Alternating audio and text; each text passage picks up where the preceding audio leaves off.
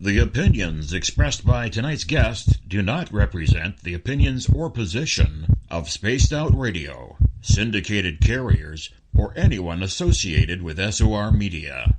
Listener discretion is advised.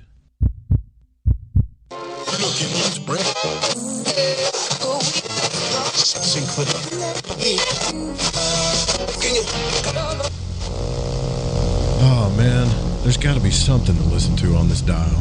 This message is being broadcast by the Department of Defense of the Republic. At 2 a.m. Eastern Standard Time, multiple unidentified objects were confirmed to have entered Earth's atmosphere. It is speculated that these objects are of extraterrestrial origin. The broadcast will quiet at this time for your safety. Welcome to Spaced Out Saturdays, as we light the void with Joe Root on Spaced Out Radio.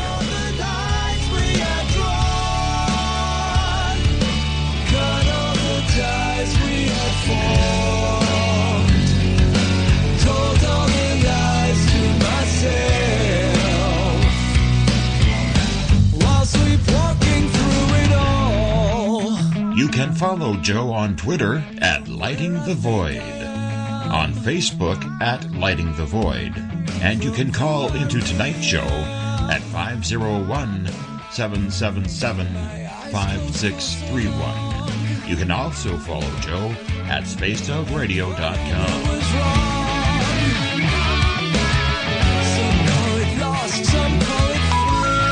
We're sorry. Your call cannot be completed as done.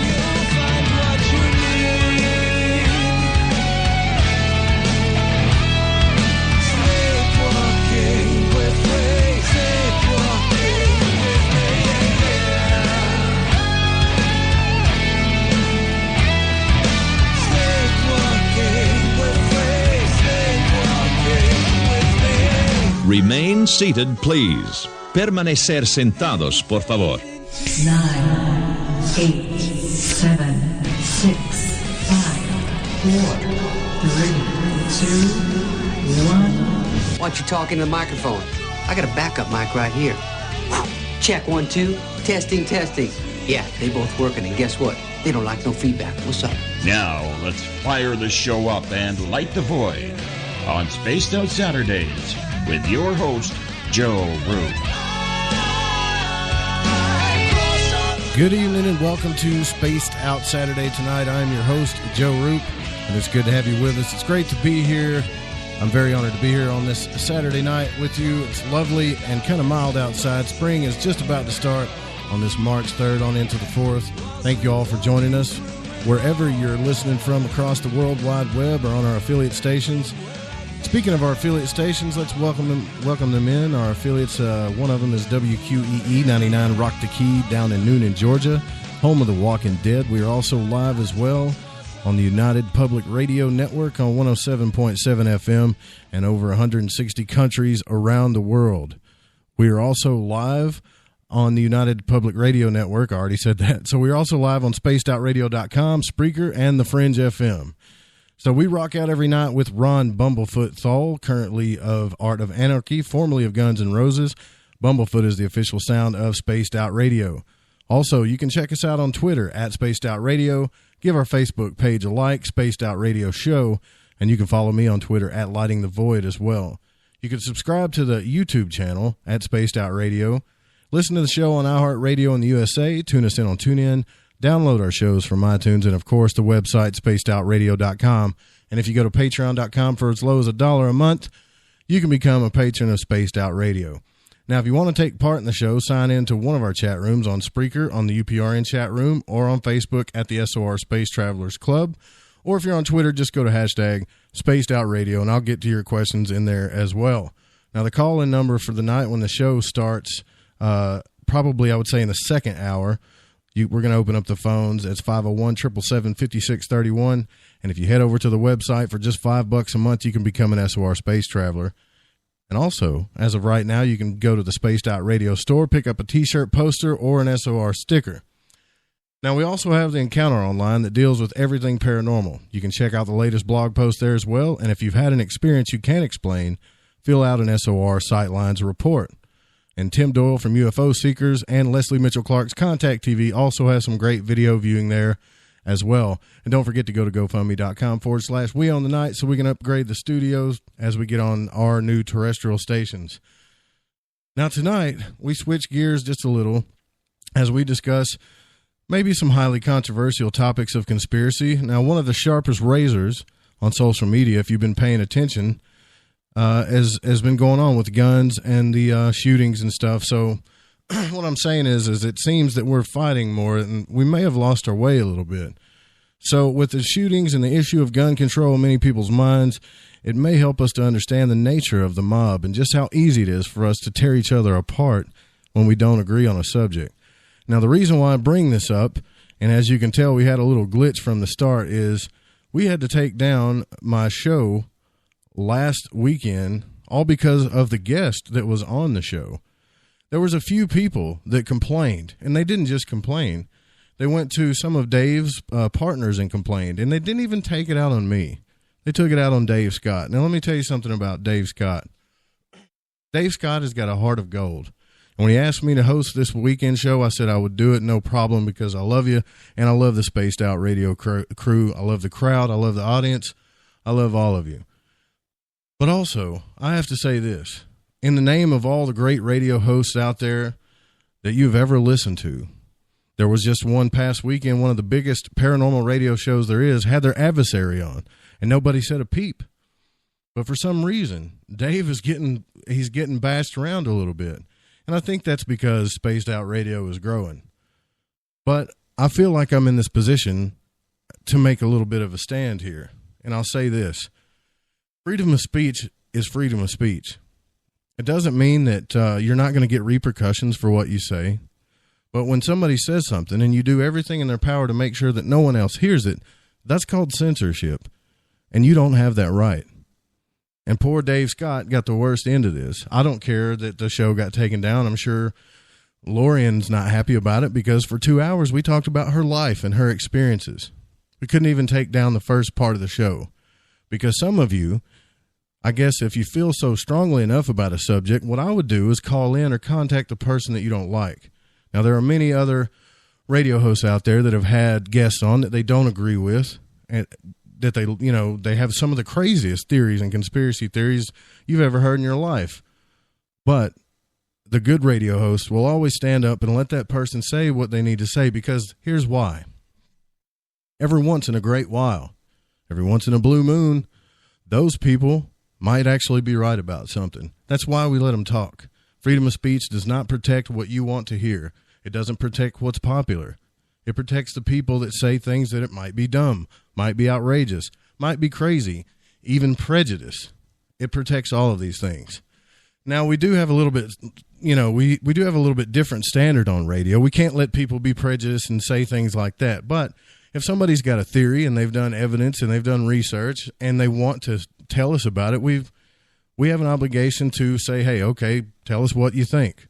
And that's it. If you don't like it, you can always call in and you can always argue with the guest. I welcome that. You can ask Dale. I welcome that every show. But to go behind Dave's back after all of the work that he's put in for you, it kind of hurts a little bit, to be honest with you. It doesn't hurt me as much, but it hurts me to see that a couple of people out there can ruin it for everybody. And that's a fact. So, with that being said, I'm done with that little rant. Sorry about that. I usually don't rant, but this is why I brought on the guest tonight, because they too, like myself, are avid fans of freedom of speech. Jason Lindgren from Crrow777 Radio is here with us. Now, Jason Lindgren is the host of Secrets of Saturn and the co-host of the popular show Crrow777 Radio. And Jason has done extensive research in the fields of the occult, cover-ups, UFOs, government conspiracy, ancient astrology, religions, and more. So tonight, Jason's going to take us down the rabbit hole of some controversial subjects, including secret societies. Probably going to have to leave alone the false flag thing, I'm sure, the global elite, and more. So you can check that out at Crrow777 Radio Podcast to listen to their past work. It's a great show. Jason, thanks for coming on the show tonight, man. I really appreciate it. Listener discretion has been advised, so hello, Joe. Let's do this. Yeah. Well, I mean, you could tell before the show, I was so flustered, man. I had a technical glitch because I just found out about all of this like 10 minutes before the show. And when someone that doesn't agree with a guest that's on, which that happens, they get so angry, instead of debating with the host or calling in, they kind of hide behind their keyboard, and then they go to whoever they're buddies with. And it really, it doesn't bother me as much, because I'm just here on Saturday nights. I'm here to help out Dave, and I love the Spaced Out Radio crowd. They party, they're cool. They like to talk about anything and everything. But then you got those few that just, they just want to, I don't know, man. They just want to mess things up for everybody. Party poopers, that's what I call them. Censorship is censorship, no matter what, my friend. Yeah, the psyops, right? So, and I'm not used to this, to be honest with you. I've never had any of my content that's ever been removed for anything. And I don't even think the guy that was on talked about any true. I think he just talked about JFK for the most part, but it was just the fact that some people didn't like him. And I mean, if we get to that point where we can't do radio shows because we have a guest on that you don't like or something, I think this whole field's in trouble. I completely agree with you. And that's just not the way I do things. Well, that's a definite fact. I've listened to you guys' show, and I remember, I run the Fringe FM, and I remember talking to you guys about putting the show on the network, and one thing Crrow told me, he said, look, buddy, we'll run on your network, but you can't censor me. You can't censor me, and I said, exactly. And he kept repeating it. He wanted to drive that home, and I said, listen, I'm not going to censor you. It's the same thing I told to Ryan Gable. I'm not going to do it. But I just think that, are we not allowed to disagree with people anymore out in the open? I mean, do we just have to shut everybody down that we don't agree with? I figured we should be evolving by now, but sometimes I wonder. Man, we have a crybaby society. Let's just be honest about that. Yeah, we do a little bit. But I can tell you for the most part, the crowd over here is pretty much not like that. That's why they hang out here with us every Saturday, and they're here every night of the week. And you guys really go check out the Crrow777 radio podcast. You can download all of the shows. If you subscribe, they really dig deep in the second hour, so it's totally worth it. I think it's only like $5 a month. $50, man. Less than a venti cappuccino at the old Bucks. So how did you get started in this, Jason? I know you did a show called Secrets of Saturn. Can you tell me about that a little bit? I just wanted to do my own thing. I've been studying this stuff for a very long time. Like so many people, I really kind of got into it after the events of 9/11. I did the same thing most folks did. I saw it the first day and was like, wow, that sucks. We need to do something about that. The next day, I was actually watching some of the footage and I was like, hey, that doesn't look right. And that kind of took it from there. I started looking into lots of things, and I've always been very open-minded and just sort of looked into a lot of the more unusual things. I've had some interesting experiences in my life that always kept me open-minded to begin with. And as far as Secrets of Saturn is concerned, a few years ago, I believe it was around 2013, I decided I wanted to do two things to start using this information I'd been collecting for well over 10 years, 15 years, something like that at that point. And one was a music project that I could use to help get the word out in a very subtle way, and then a podcast that would be the very blunt hit you over the head way. So I did create a music project and actually put out an EP, and that is called Cult of Saturn. And that one of the songs from that EP I use as my theme music for the show that I called Secrets of Saturn. And I even use a similar logo for both of them to intertwine them. This has always been my thing, where to try and keep them intertwined so that they work in tandem with each other. If someone hears one of the songs and they like it and they look up what Cult of Saturn is, well, they're going to find a heck of a lot more than just a rock and roll band. That's going to go down the rabbit hole pretty deep, I would say. Probably one of the first things they'll come across is a Jordan Maxwell video, which I'm perfectly okay with. So, that being said, I started gaining popularity little by little doing the Secrets of Saturn show. The good thing about me is I am thankfully very well read on a lot of subjects, and I have a very even temper, and I got along with everybody really, really well. So I just got a good reputation when I was trying to get to the next guest and the next guest. Other people would speak well of me, and I was able to build up.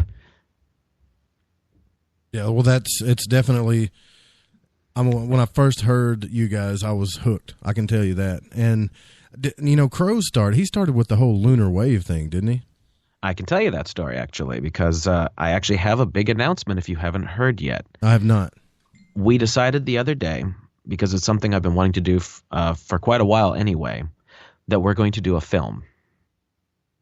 Oh, wow. And that's awesome, man. Now tell everybody about, if there's anybody in the crowd that doesn't understand what the lunar wave is, because you're going to want to check this out. And I know some of you don't know what this is, because I've talked to people about it, like, what is that? I'm like, really? You hadn't seen it? I'll let you the tell lunar me. wave, the easiest way for me to start that is go online, type in Crrow777, Crrow777, and then lunar wave. It will take you immediately to his videos. It's easier to watch it, but I will explain to you what this is about. It's something that he captured by accident. What started Crrow off was seeing objects transiting the moon with his family. He ended up getting a pretty decent scope, and then he started getting camera equipment so he could film, and started filming, for lack of a better term, UFOs and that sort of thing, anomalies. Well, by accident, he caught and didn't even realize this thing that looked kind of like a refresh rate, is the way I've always thought of it. It's a double pulse that goes through the moon, but not into the rest of the frame, because the immediate thought that any logical thinker would be, and I'm a very logical thinker, was like, oh, a digital glitch of some sort. It was not a digital glitch, because a digital glitch would screw the whole picture up, and it didn't. So this double wave thing, he almost erased it, looked back on it later, realized because it followed the pan of the camera, because he didn't know he was filming it, and really dawned on him that this is something incredibly significant. He started his channel. He sat on it for ages. I don't remember how many months. He finally started a channel in 2013, put it up, and that kind of opened the floodgates. A little while after that, he captured a second lunar wave. A little while after that, other people started capturing these things and submitting to them to him. There's another really awesome fellow named Randy from Houston. That's what he goes by. He caught it twice. I'm now good friends with him because he's not that far away. We've visited each other multiple times. Randy is going to be in the film, actually. We're going to do all about the lunar wave and Crrow's journey from the beginning all the way up to now. And we're going to show all this stuff, a lot of the footage, really just try and do a very good documentary about really the experience he's had, because I think it would be very interesting. And I've gone out of my way to get the best affordable movie cameras. I'm using Blackmagic Pocket Cinemas. I've got 3 of them. They yield incredibly good results for the amount of money you pay for them, which is nowhere near what you'd pay for like a Red or an Alexa or something like that. And the rest is all about good lighting and getting the interviews done right and integrating the footage. So we're shooting probably for about an hour, I'm guessing, and we're actually going to enter it in film festivals and everything.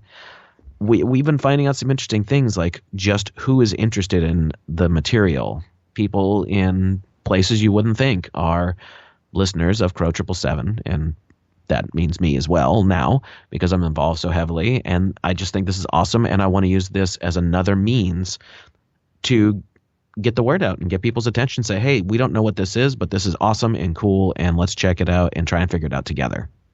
Yeah, I know when I first saw it, I watched the first video of it, and I was like, okay, that could be a camera thing. And then as soon as I said that, you could see it just so obvious that it wasn't a camera thing, that there was this weird wave just going over the top of the moon. And there's other videos on the web that I guess there's quite a few people that have actually analyzed the video and, you know, proved that that's some kind of strange phenomenon. So it's one of those things out there where it's not just something that you could talk about as a theory or whatever. You know, it's not like people talk about reptilians as a theory with whatever proof they got, but this is like physical proof, and I love physical proof. And that's really cool to hear you guys are going to be making a video.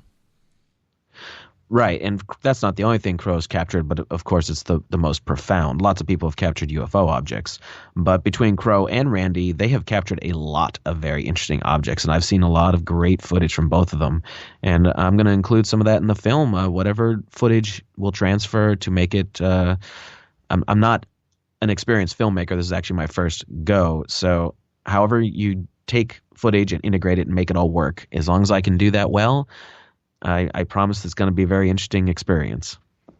Yeah, I about guarantee it's going to be interesting. I really mean this, guys. Check out Crrow Show if you haven't heard it. It's Crrow777 on YouTube. It's in podcast form. We replay it Saturday nights on the Fringe FM, but it's really good information. Now, I was going to ask you, and I know a little bit about this, but you're older than me, so you might know more about this. Why the name Secrets of Saturn? What's the thing about Saturn? Well, like I was saying before, I did 2 things about Saturn. Saturn is There's a lot to say about Saturn and Saturn symbolism. The cult of Saturn is an allusion to the elite and all of their debauchery. It depends upon how much you really want me to go into detail. And there's a lot of stuff that I don't want it just to sound like crazy conspiracy stuff, but there's things that it's definitely going on. Again, I can recommend a lot of the older Jordan Maxwell videos. He goes into 2-hour lectures on this stuff. And I've done a lot of cross-referencing to see how accurate this information is, and I've done the best I can. And there's something up with this Saturn thing, and I haven't completely figured it out yet. But it seems on the surface anyway that the ancients, however long ago we're talking about, because there's definite allusions to the notion that history has been skewed, the mainstream history has been skewed in some way by the power structure. Why exactly, I don't know, but it could be to throw us off so that they are in control of that great clock in the sky. They know when things are really going to happen, but we don't. And because of that, they can manipulate the very nature of reality much better than we can. But this is all conjecture. We don't know.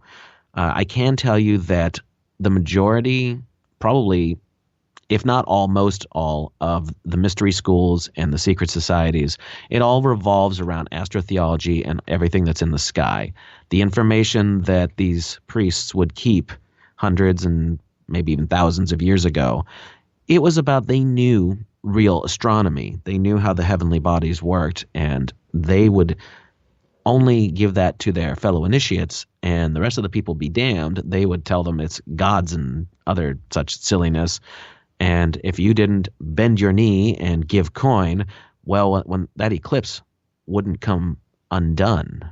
The sun might be swallowed up forever if you don't give praise to the gods in the appropriate way. That kind of nonsense, you know? Right. Yeah, just old superstition and stuff, but it's a control mechanism. Sure, yeah.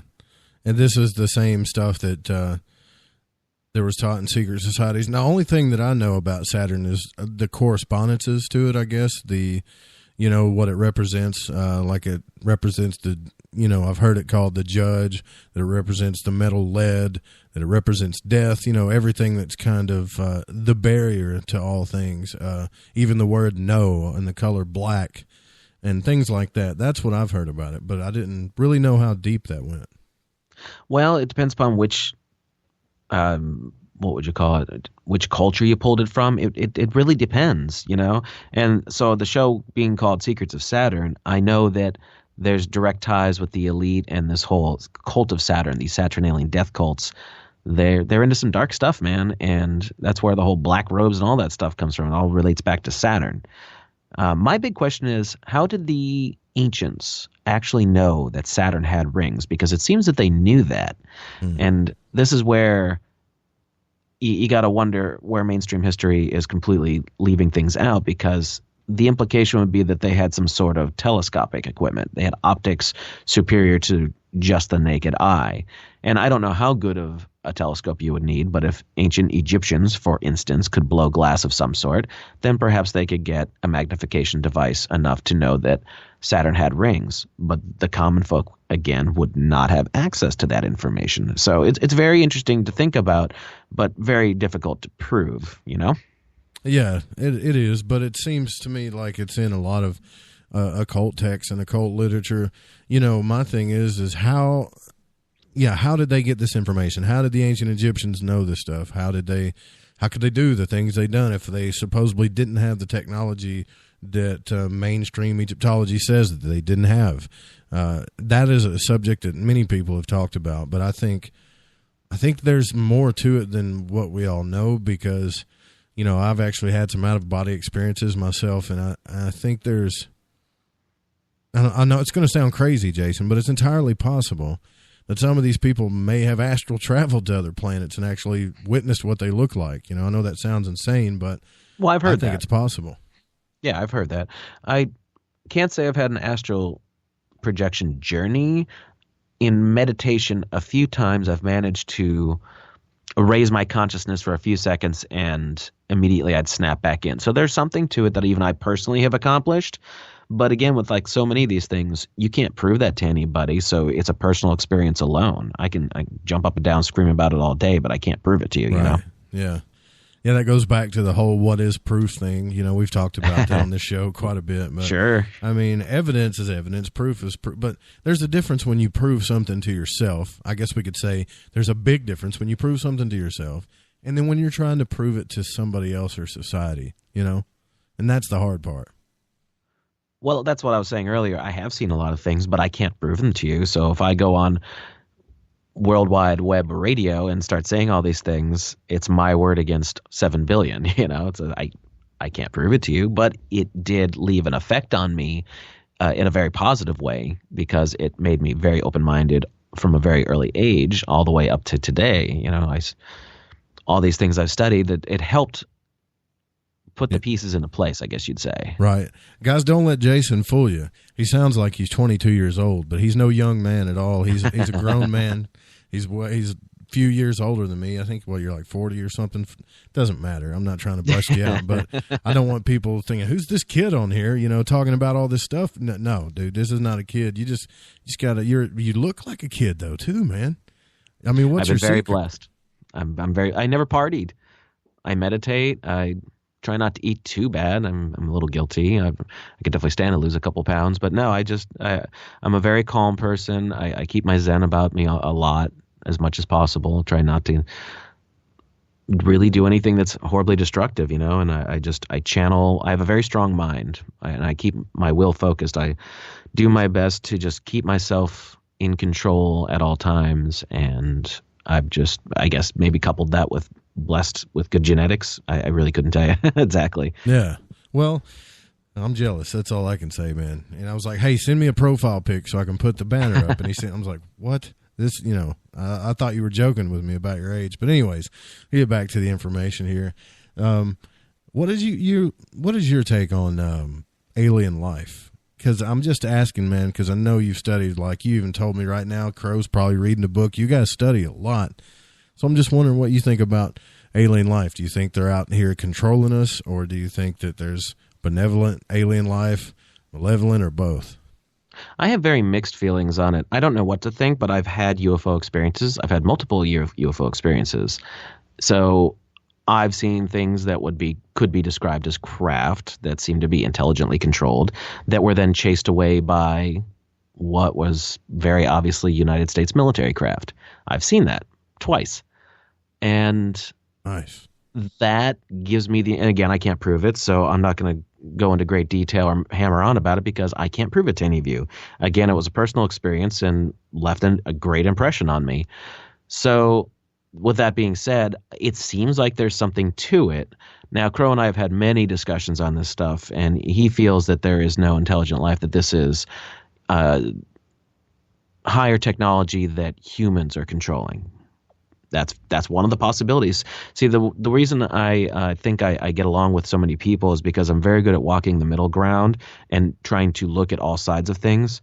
And if I don't literally have a phaser gun in my hand that came from Alpha Centauri, well, then I don't know exactly what those things are.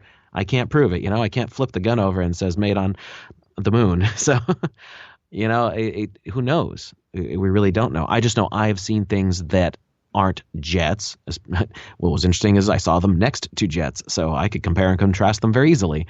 And there's something to it. I honestly don't know what it is. Now, part of me grew up loving NASA and space travel and all that, and that part of me just wants what all were shown to be real. I want all that to be what it always is, that man goes into space and walked on the moon and they want to go to Mars. And then there's the other part of me that's like, you know, the massive inconsistencies, especially with things such as the Apollo program. Oh, yeah. Yeah. The likelihood that what we were shown as being an actual accomplishment by humankind is pretty much nil at this point. It didn't happen as far as I'm concerned. They, for whatever reason, showed us nonsense. Now, that's not to say that other things didn't go on behind the scenes, but we don't know about that. Yeah. And then there's the whole other side of things, that we're in some sort of controlled space. And I've seen inconsistencies I'm not a flat earther or anything like that specifically, but I've seen inconsistencies with what mainstream data should be. So I have all these questions, and all I do every day, week after week, why I study so much is because I'm trying to figure it out. I want to know. I personally cannot call up Elon Musk and ask him if I can also take a ride on one of his Falcon rockets. So I can't prove it to myself. So I'm just doing the best I can with what's out there. You know, the John DeSouza is another guy that investigates this stuff, and he seems to think that we did two things: that we did go to the moon, but that we also faked the moon landing because NASA and the government was under the impression that these astronauts weren't going to live; they weren't going to make it back. So we had to give them the image, or I guess the perception that all this went down. So they filmed it, but we really went. I don't know if I buy that either. That just seems like a heck of a lot of work for one thing, you know. Sounds convenient. It does sound convenient. It really does. I don't know, man. What we were shown of the Apollo footage seems extremely unlikely. For the longest time, I thought that they were probably in low Earth orbit at most, and then just boogered the rest, you know. But the astronauts never behaved then, and even now, the ones that are still alive, they don't behave in a way that anyone you would think that did the greatest accomplishment of mankind ever would act. Like, what's wrong? Why are these people, you know, I don't know if it was the next day or what it was, but the little conference that everyone has seen of the Apollo 11 astronauts when they came back, they look like everyone is there at a funeral that they just buried their dog or something. Yeah. You know, they don't act like, oh my God, we just did the most amazing thing ever. Screw you, Soviet Union. We did it. Ha ha. Yeah. You know, it's that like was they weird. don't. You're right. Yeah. And then there's like all these different inconsistencies between what different astronauts say about the same events. Like some of them say like, we couldn't really see any stars. And another one will say, it was the most beautiful sight I've ever seen. So which one is it? You can see stars or you can't? Does it depend upon which porthole you look out of? I mean, come on, man. And then there's the Van Allen belt thing where we're saying we can't cross it, but apparently we can or we can't. That thing baffles me as well. What do you think about and I'm just gonna go ahead and hit you with this. What do you think about Elon Musk's rocket? There's people saying that was a fake. Yeah, we kind of tore that one apart. We saw a lot of inconsistencies with that too. Here's the thing with rockets that Crrow is really good at dissecting, and I see where he's going with it, and a lot of other people say this too. There does appear to be direct evidence, if you watch them long enough, that these rockets are not going up. They're going up for a little while, and then they arc and curve and land in the ocean somewhere. They're not going to space. And people have actually filmed stuff, and several of them have been listeners of Crrow and actually sent him footage that I have seen. So is it being faked? There's evidence leaning in that direction, and this is where I start conflicting with my younger self. I don't want this to be fake. Yeah, I want this Tony Stark billionaire dude, you know, doing awesome crap in space. You know, It's like, oh, NASA, you're going to drop the ball? Well, I've got the money. I'll do it. That's awesome. I want that to be real. That's exactly how I feel. I don't think it is. I think I would get blinded by that too, to be honest with you sometimes. I really do, because I get angry. When I was watching the Elon Musk thing, as soon as people came out and started saying it's fake, I got mad about it, you know? And I think it's because that I want it to be true. I want this to be true. It would be so cool if it was. I still believe it's true, actually. But I'm not going to lie and tell you that there's not a part of me that wants it to be. Just like I want to believe in aliens. Have I ever seen one? No. You know. I don't think the car thing is true, but I don't go stomping on other people's beliefs. That's just not what I do. I present evidence in an objective way and allow people to make their own decisions. Someone in the Spreaker chat, I think it's Kit Kat, is asking about how can you prove the evidence that it's not a camera anomaly on the video as far as the lunar wave goes. I think that didn't we go over that? There is video on YouTube that other people have torn it apart like crazy. Well, look, Crrow does not try to make claims about anything. Let me just tell you this. He does not want to be a hero and be like, look at me, look at the lunar wave and all that. That's why he still keeps to the moniker of Crrow777. He doesn't want anybody bothering him. He's just a guy. He's actually just a really cool dude. He's now a very good friend of mine, and I know probably more about him than anybody else out there who's not part of his family. But the lunar wave has been captured probably about two dozen times now, if I remember correctly, and different cameras in different places at different times. They're all glitches of the same thing. I mean, come on, just be real. If Crrow captured it once and that was it, not even the multiple times he's captured it, which I think is like 6, and Randy twice, and then all these other cats, and I've spoken to some of them other ones myself. Right. What, they're all glitches? Every single one of them with different cameras in different parts of the planet and at different times of the year? No, come on. I mean, that's not logical. The moon is such an odd thing. Such a beautiful thing to me. I love the moon. I love looking at it, but it's such an oddity to me because it doesn't revolve the way most moons do and most planets do. It doesn't act the way things ought to act, you know? No, it doesn't. It's a strange thing out there. Right, and it's always been a point of intrigue for everyone, for humanity, going back however far. It's always been that thing. And then, of course, there's this interesting notion of a time before the moon that certain tribes in different parts of the world have spoken about. So there's that as well. We don't really know what is this great big thing that looks like a rock that's been smashed with other rocks, but there's something to it, isn't there? Yeah, there sure is. Now, I would say the best part of the knowledge that you guys speak about on Crrow777 is the occult symbolism in secret societies. I tend to, I've studied that quite a bit. I myself, as Crrow has spoken about, I don't believe that the mystery teachings themselves are evil, just like nature isn't, I guess you couldn't say evil. My cat is very cute and fluffy, and when I pet him, he likes it, but he will murder a squirrel or a rabbit, just because that's the nature of things. And I think the mystery school kind of goes into teaching that. But the evil thing about it, I think, and I hope you can agree with me on this, is that how they hid it from people so long. I could see the necessity of hiding the information and the knowledge a little bit back when we were, I guess, dumbed down more than we are now. But there are people that are using this information, the psychology of it, the symbolism, the colors, and everything that play upon our subconscious to keep us controlled. And you speak about this a lot. Now, look, let me tell you something honestly. The majority of people are just as dumb as they were zillions of years ago. We just have cooler toys now. Social engineering is massive. No, I think there's an awakening going on little by little. I do think that.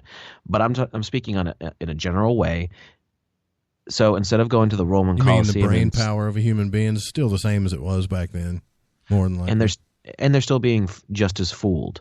Gotcha. Okay. Maybe the names are different. Maybe the way they're doing it. But social engineering is on a massive scale. I can speak endlessly about this stuff. It's going on. It's been going on since the days of the ancients, the astrotheology thing. Like I said earlier, the mystery schools kept that secrets to themselves. You only if you became one of them, because if you're not one of them, you are nothing.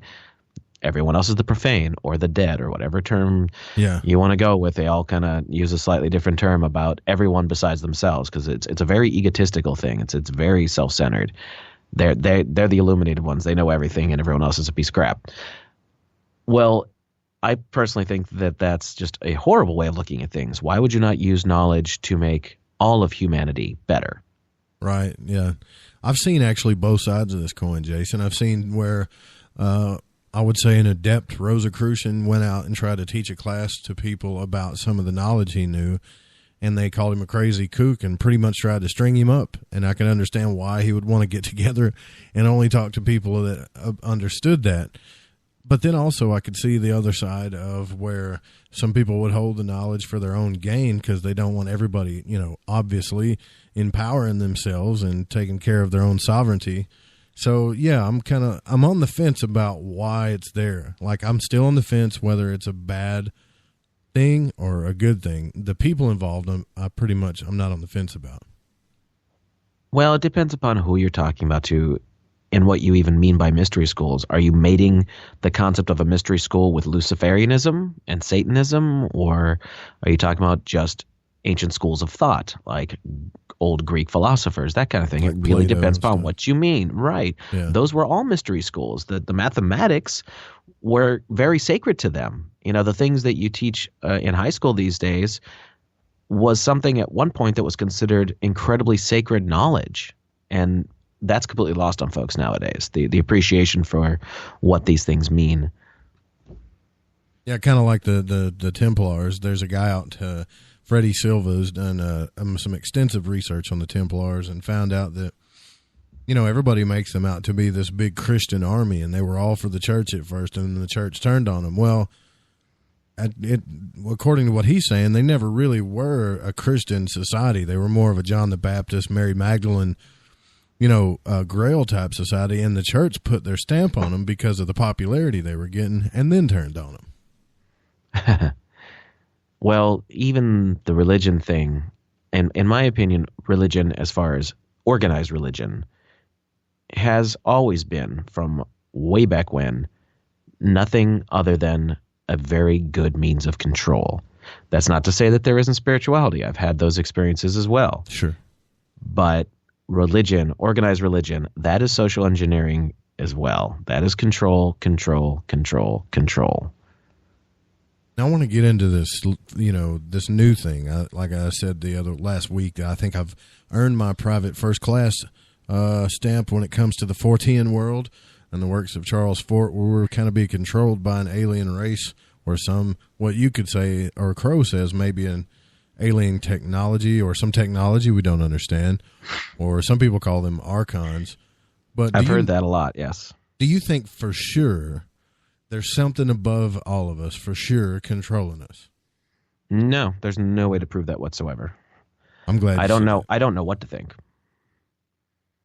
I'm so glad you said that, because you're still wide open to all of this. You guys on your last episode were talking about, and I don't know if y'all listened to it. It was on the Fringe FM, but you guys were talking about the effects of color, right? Yes, that's the new episode this week. Yep. What is that? I mean, you don't have to tell us the episode, but how does color affect us in bigger ways than we know?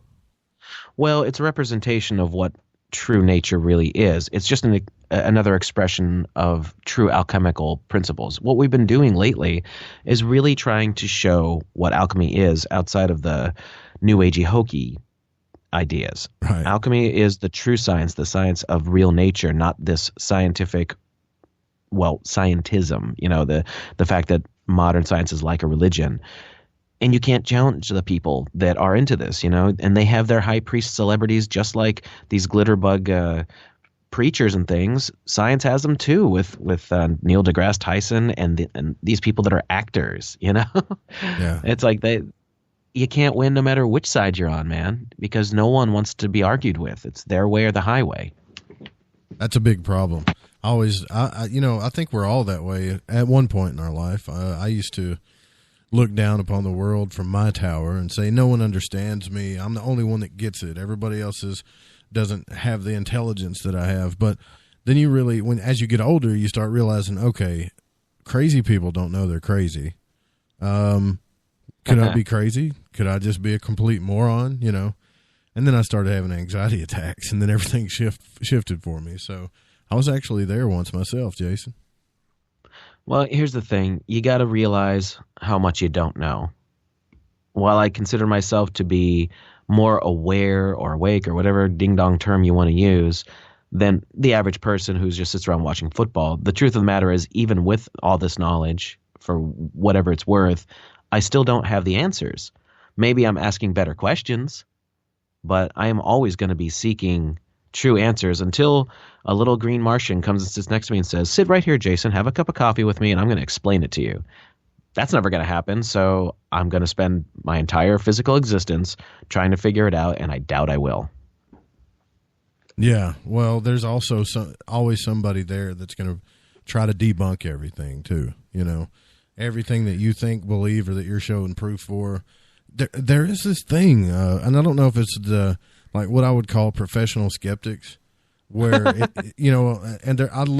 a skeptic myself, but there's these professional skeptics. Okay, so everything outside of what's considered modern science or anything that you can perceive with the five senses, they will go above and beyond to disprove. And that is just annoying to me. It's extremely annoying, and I don't understand it. Well, because of my personal experiences, I can discount them right away. They want so badly for the world to be boring and mundane that they're going to spend insane amounts of energy to prove that the world is boring and mundane. It's like, okay, well, maybe your world is, but mine's been pretty interesting. Not always pleasant, but definitely interesting. Through that, man. Yeah. And I've had some experiences myself, but so you've had some UFO experiences, right? Do you think that those were government tech? Do you think the government has tech that we don't know about other than what we've already discovered?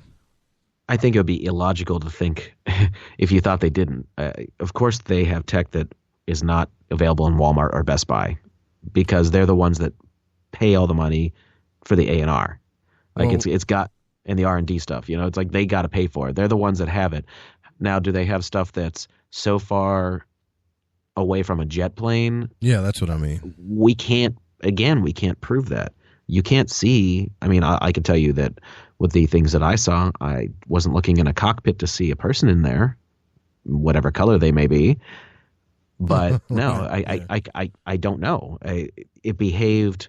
All of the craft I've seen two different kinds. Both of them behaved in a manner that was not jet propulsion, not stereotypical 20th century style technology. It behaved like spaceships are supposed to, like an electromagnetic kind of floaty thing. You know, that's how they seem to operate. But I don't know what the tech is and who invented it or who's piloting it or if anybody was. I think sometimes that they want to, and I don't even want to tear down my own government, but I think sometimes they want us to think that they're so ahead and everything. They want us to actually believe that. But when I look at, you know, when I mean that, I mean by like other countries. But when I look at some of the tech that we have, and then I see, you know, the government like in a rush to buy 950 billion, I guess, dollars worth of cloud, not 950, I think it was 950 million. This just happened, worth of cloud technology, and they push it through Congress so fast that no one can even see it happening.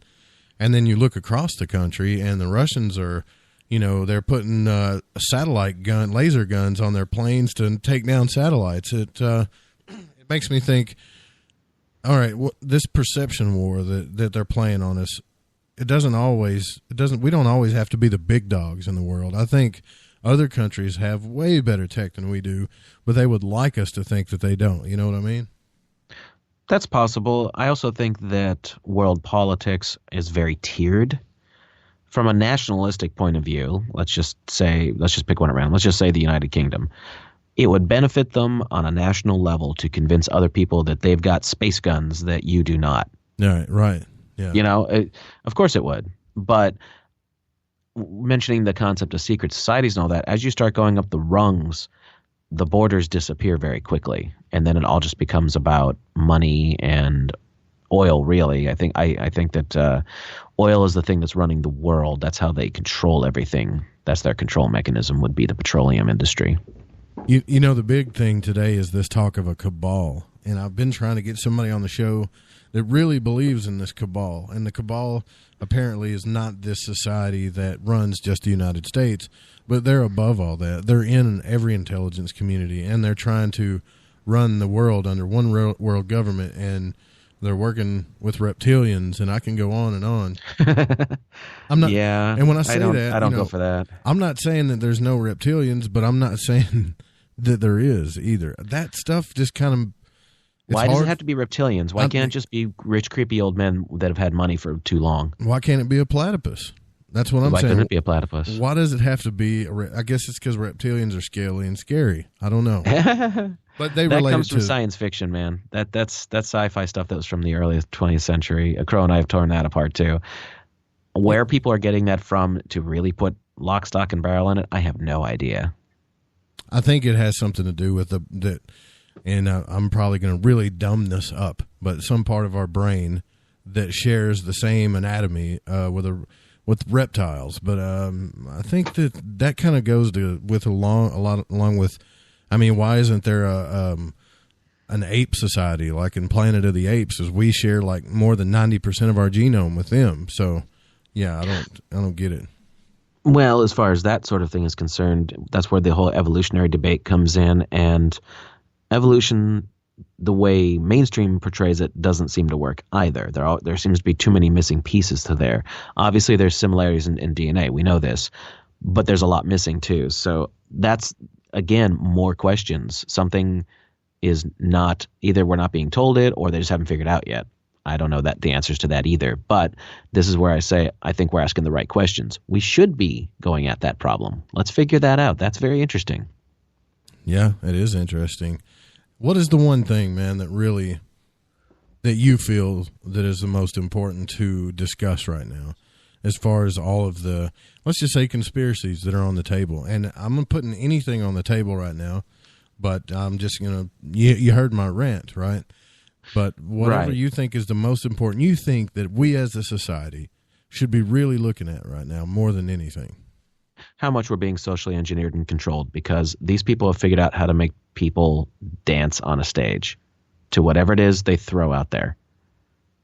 Yeah, especially when it comes to social media is the biggest one for me. I've had so control many, mechanism. Absolutely, man. I've had so many days where I would do experiments. Like, I've got fake social media accounts for experimental reasons, and I would just put up things like I was saying last week, here's a picture of Trump and put an X through it. Here's a picture of a gun, and just little social experiments, and would get, I mean, the threads, some of the threads are still going right now. It's incredible. But if I talk about something really important, like, hey, there is actually fluoride poisoning you in your water, no one's even looking at it. Well, I know people who have done tests to see if they put up a picture of a geoengineering thing, let's say, or they put up a cute kitty picture. Guess which one gets all the likes and views that Facebook allows to get pushed? Absolutely, the cat. Right? And the kitty's all the way, man. That's the thing. And there's other, there's other platforms now where people are, making things like DTube and Steam It, for example. Other platforms where they said, look, we're not going to censor you at all. You can put up whatever you want to put up. And matter of fact, everybody will kind of pay each other. But I'm going to ask you about that after the break, too, because there's something about that worries me as well. And we come back, we're going to be discussing with Jason Lindgren a little bit more about this. I'm going to probably open the phones up, and I might actually get into some of his own experiences if he's comfortable with talking about that with us. So don't go anywhere, guys. We'll be right back. The freedom to post what you want, when you want. That's the social media freedom you need. Social Media Freedom is the free app in your app store. No need to worry about going to jail or being shadow banned any longer.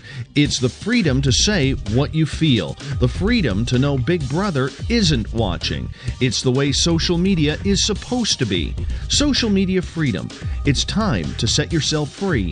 Download from your app store today. The first annual Caribou Paracon is happening September 28th to 30th in the 108 Mile Ranch, British Columbia. Brought to you by the Canadian Society of Questers and Spaced Out Radio. Come listen to our featured speaker, Grant Cameron, along with Elizabeth Anglin, Paisley Town, Mike Moran, Eric Cooper, and more. It's a 3-day supernatural adventure at the Spruce Hills Resort and Spa.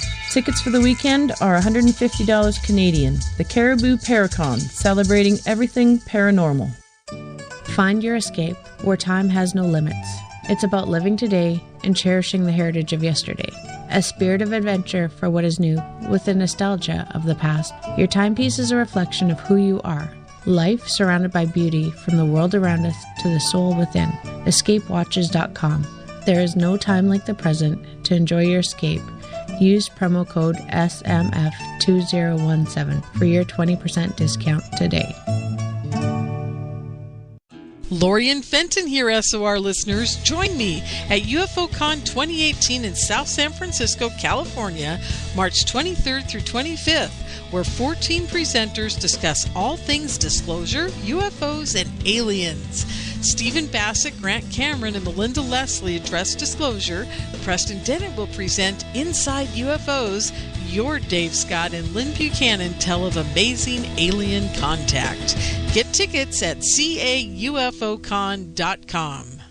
365 days a year, we're in the field, investigating UFO sightings, talking to alien abductees, and visiting secret military locations like Area 51. We're UFO Seekers, official partner of Spaced Out Radio. Follow our daily search for the truth at ufoseekers.com or like us on social media. Catch us on Spaced Out Radio every third Monday of the month as we discuss Area 51, UFOs, and more. And also, don't forget to subscribe to us on YouTube. It's paranormal news at its finest. Welcome to The Encounter. At spaceoutradio.com, The Encounter online is SOR's trusted news source for everything weird and strange going on around the world. This is news editor Eric Markham. Our team of journalists are scouring the planet for those strange stories that rarely make the mainstream. No fear-mongering or fake news here. Head over to spaceoutradio.com and encounter The Encounter.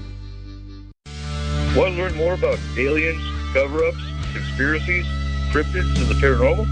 All you have to do is tune in S4 as we take over Spaced Out Radio Night, starting at midnight Pacific, 3 a.m. Eastern, each and every Saturday night, right after Spaced Out Saturdays.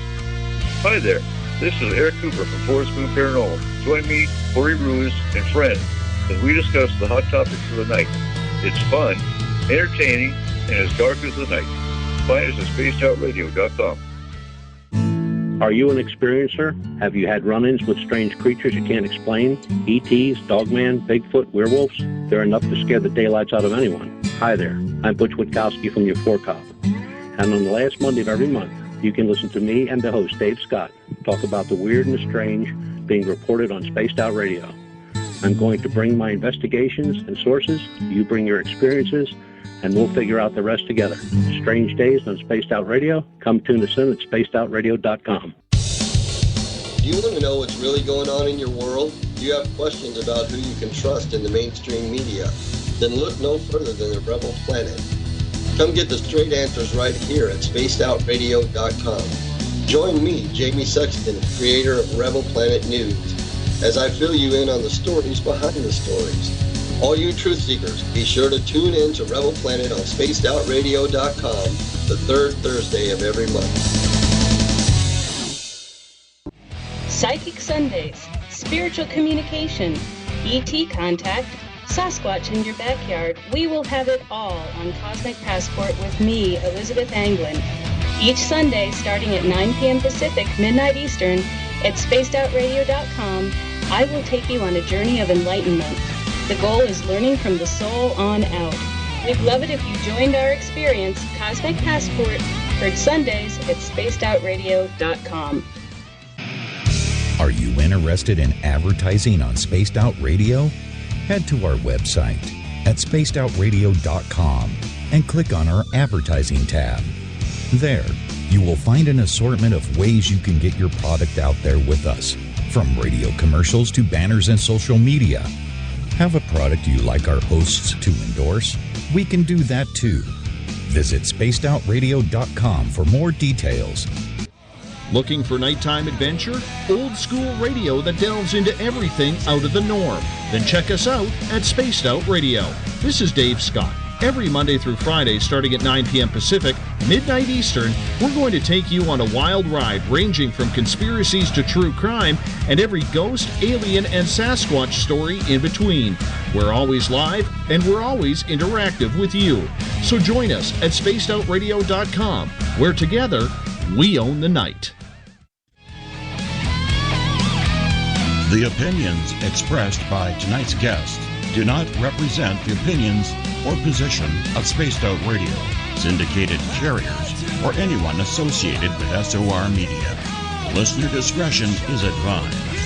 This is Spaced Out Saturdays with host Joe Roop. You can follow Joe on Twitter at Lighting the Void. And if you want to call into tonight's show, dial 501-777-5631. Our website is spacedoutradio.com. Now, from the deep south of Arkansas, here is Spaced Out Saturday host Joe Roop.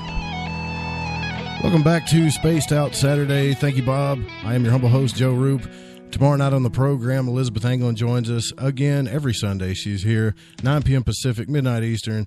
And when we start the weekend off again with Dave Scott and Spaced Out Radio, don't forget, Spaced Out Radio is here for you 7 nights a week. Also, go to GoFundMe.com/We On The Night. Help us upgrade our studio as we get more terrestrial affiliates so we can get this thing rolling. Now, next Saturday, I'm going to have a pretty cool guest on for you. I think you're going to enjoy this. If any of you guys are Star Trek fans, I'm going to have the man himself, Manu Intiraymi from Star Trek. I'm sure if you watch Star Trek, you know who he is, but he's going to be here talking to us about the Circuit Project, so that's going to be cool as well. Now, we're back here with Jason Lindgren from Crrow777 Radio, and we are blessed with the presence of the Crrow himself. He actually has joined us, so thanks for coming on, Crrow. That's really cool of you, man. I know it's late over there. Yeah, cool. Thanks for having me, man.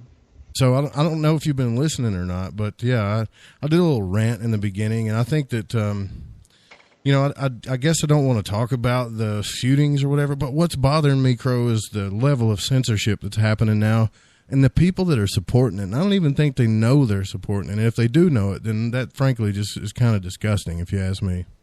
Crrow can say something about censorship, can't he?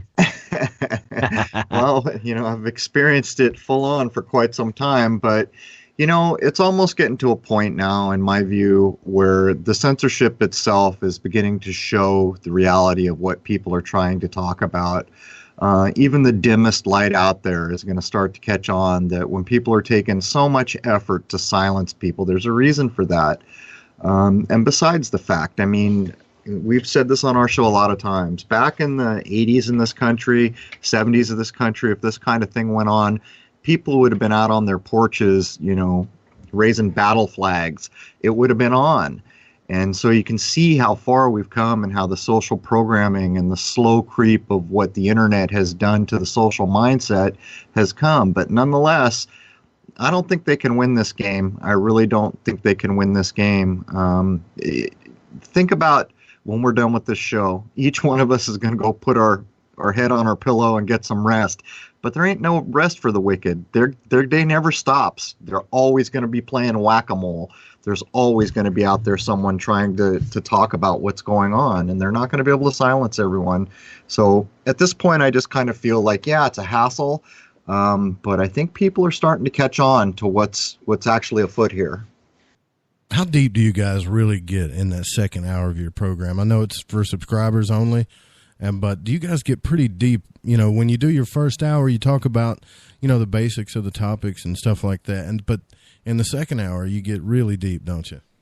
No punches are pulled, that's for sure. Yeah, it's a true thing. It used to be, and what was it, I think it's episode 15 just got me a strike from 2 years ago. It's like July of 2016 or something. Out of the blue. Latest strike I had, which was talking about the Dallas shooting. I won't say more for the sake of the situation here. But if you go back and listen to the older shows, you'll hear how we were talking, and you'll hear what's come of things. Now these days we don't pull punches, we don't censor, but if we are going to touch something sensitive that we know, we just push it over into the second hour. And the ridiculous nature of what's going on here is, so they give me a strike, they burn that book called episode 15 from Crrow777 Radio, but it's running over on my website. So really, what have they achieved? All they've done is taken a big bright light and shined it on that episode. I can watch when I went on the next time, I said, hey man, they pulled episode 15, it's over on my site. I can go right now into analytics and watch the traffic just skyrocket on that one episode. So in there burning that book on YouTube, all they did was get a lot more people to look at an episode they never would have even thought about. Did you ever run into any debunkers or anything like that when it came, well, I know you probably did, but to what extent when it came to the lunar wave? Well, that was the whole thing. I shot that in fall of 2012, right at the equinox there, and I held on to it for over a year. In 2013, October sometime, if I remember correctly, I put up the website, and the floodgate opened in a hurry, boy. There were a bunch of amazed people, and there were a buttload of people who just wanted to say I faked the footage and that it wasn't real and this, that, and the other thing. And the attacks came hard and heavy for a year and a half till I filmed it again. But then what happened was there was a re-intensification, because at that point I was still the only person who had filmed it. And since I had filmed it twice, clearly I had done it in Photoshop. And by this time, I mean, I'd taken oaths on the channel. I put up a channel trailer where I basically took an oath saying I will never fake footage on this channel. But yeah, it was a whole thing, and it happened quick, man. Now, you and Jason Lindgren, you guys make one hell of a duo. How did you guys meet each other? How did this duo happen that's going on right now on your show? I think I had too much fun in the 80s, so you better take this one, Jason. I always have trouble remembering exactly how. I mean, we did an episode, but go ahead. Well, we actually have the awesome James Alfred to thank for that from Sage Sigma Blogspot. Is that the exact name of it, Crrow? Sage Sigma Unbound. There we go. I always forget it for some reason. But yeah, he answered an email. Well, I had sent out emails to both James and to Crrow. James answered me first, but James already knew Crrow. And after we did a show and he and I got along really well, he put the good word into Crrow for me. And because I was trying to get them on Secrets of Saturn, which ended up happening. And the relationship with Crrow it didn't take too long, maybe a couple of months at the most, if I remember correctly. Crrow and I did an episode by ourselves, and I said, hey, you know what would be really interesting is let's do a lunar wave roundtable with you, the progenitor of the whole thing, and two other people who you can choose, I'm totally cool with that, who you think would also be good guests, and we'll discuss everything about it. Let it be a one-stop shop for anybody who wants to know what the heck is this lunar wave thing all about. And that's what we did. We did a three-way, well, a four-way, me and three other people, and that got really good ratings too. And kind of went from there. Crrow was doing his own podcast. I don't remember if he had started it yet or started it shortly thereafter. And then he'd invited me on at some point thereafter to, I believe it was a reverse interview style, might have been the first one we did together. I kind of forget now. Yeah, I think it was around episode 18, if I'm remembering correctly, and it was exactly that. It was like a reverse interview. Yeah, and he and I had already been speaking on the phone, just becoming friends anyway, just having good conversations. And he's like, hey, let's do this. Do it like, think of what listeners would want to ask me about. Maybe there's things I'm just not thinking of, and we'll do a show about that. So we did that. We got along great. We did another one, I think, where I just picked a topic, I believe it was. And then after that, it started becoming, hey, let's do some more of these. And that's, I think, about the time we did the 6-part Space Fraud series, where we went in historical order, starting with Sputnik and the Russian space program, and then, of course, getting into NASA, all the way up to, by the time we got to episode 6, we were speaking about Virgin Galactic and SpaceX and whatever Bezos's thing is called, Blue Rocket or something like that. But anyway, we tore it all apart as the amount of inconsistencies we found was staggering, as Crrow can attest to. And it just kind of, we just said, hey, we both really enjoy this, and it seems to work really well. Let's just keep doing this. So right. It went something like that, yes. I had to stretch my memory a bit there, but I think that's about right. It almost seems like a different lifetime ago now. But anyhow, sorry for stepping on you. No, so how deep does this rabbit hole go? I mean, do you guys really believe in magic, like magic with a K, like more than, or is it just tricks of psychology and the subconscious that they're playing on us? Well, it's a little bit of both, I would estimate. I would point out that if you were faced with a technology that you'd never seen before, to you that would seem like magic. So in some senses, when you're talking about the magic that goes beyond psychology, you're really probably just looking at natural sciences that you don't understand at a very high level, and the operation of a human being at a higher level than you're used to seeing. Even hearing someone who can speak really well, convincingly, it's astonishing how many minds that lone individual can shift compared to any other random person. But at the end of the day, there is a lot of science that goes into this, where even predictive things, where they've done algorithms, where they understand if we do this, this, and this, there's a 98% chance this will happen. There, at that point, that we've come to in technology, that opens up a whole other idea of what magic is. I mean, that's basically looking into the future with a 98 or 99% certainty, understanding the outcome. Now, is that magic? You tell me.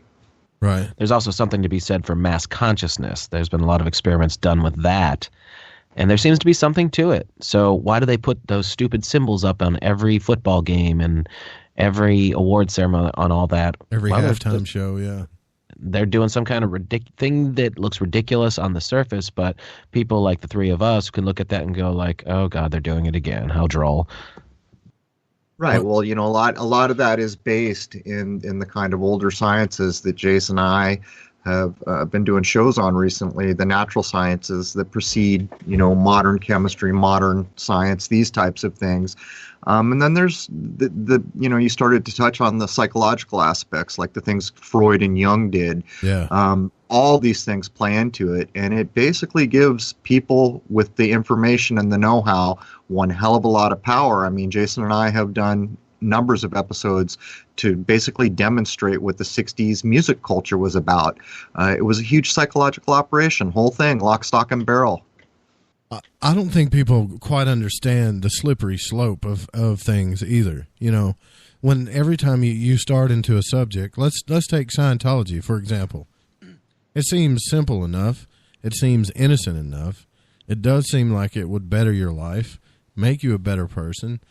But, if you could skip all of the steps and read their highest documents about, what it is, the Thetans or whatever that are trying to run the world and stuff, I don't know. I'm not sure they would have half or not even a quarter of the enrollment that they have now, Well, it's like the door-to-door salesman, right? If you just walked up and said, here's a product, buy it, how many sales would he make in a day? There's a process to manipulate the human mind into making the purchase.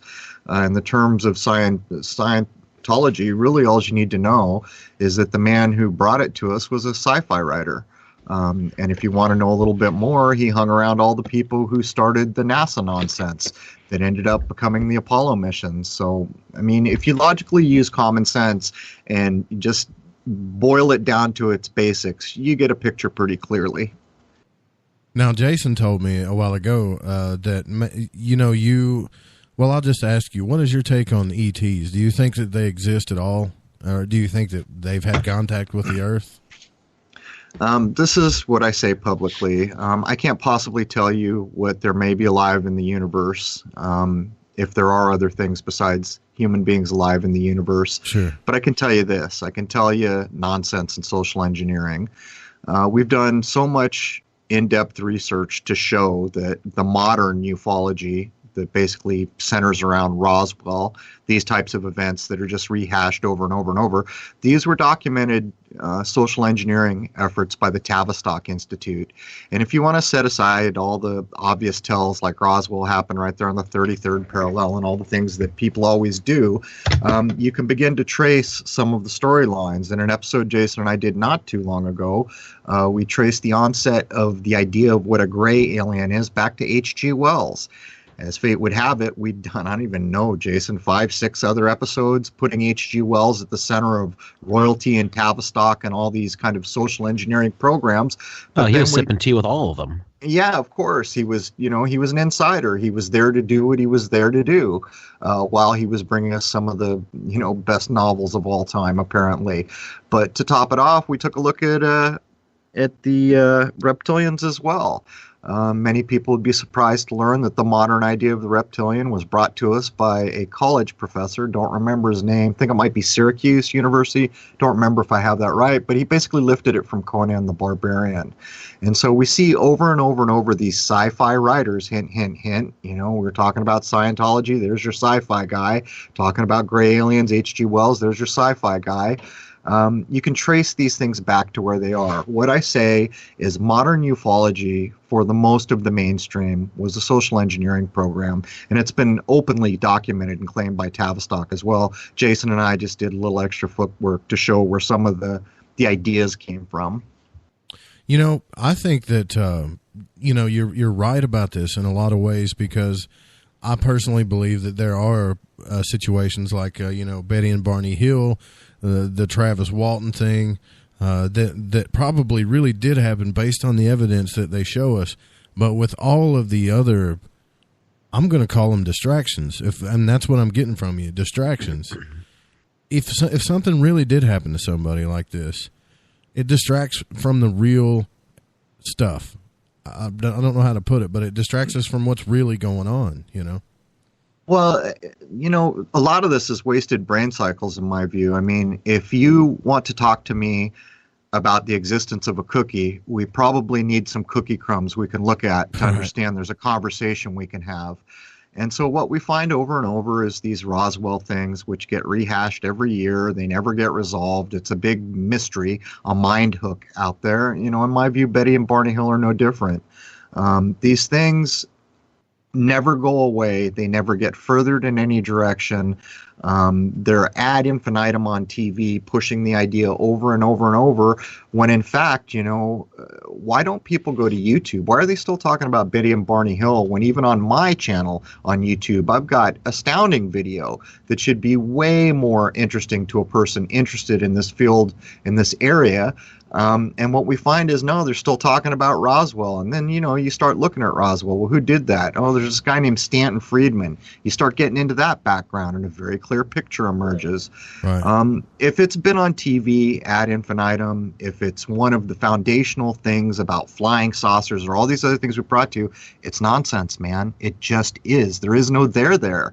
To talk about a thing, there has to be something substantial to go on. And these events aren't that, in my view. Anyhow, that's just my point of view. No, I can respect that. I can. And in the community that we're in, if you take that point of view, there's a lot of backlash that happens. And I'm sure you're well aware of it.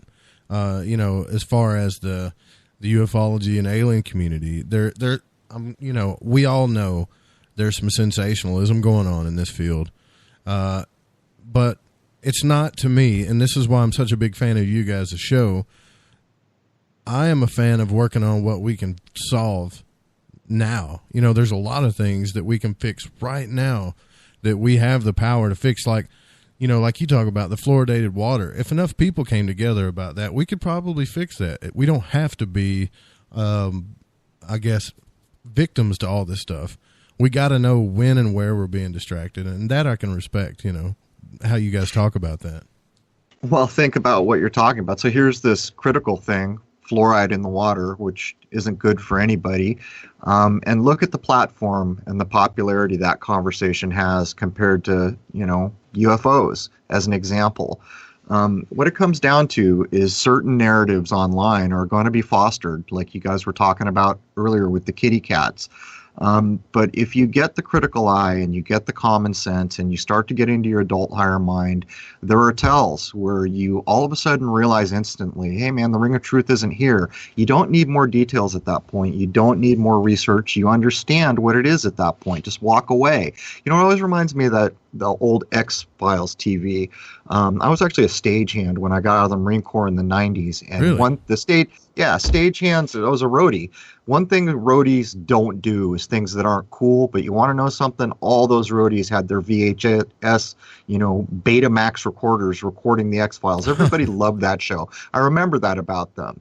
And there was always this poster that in the beginning of that show, it says something like, do you want to believe?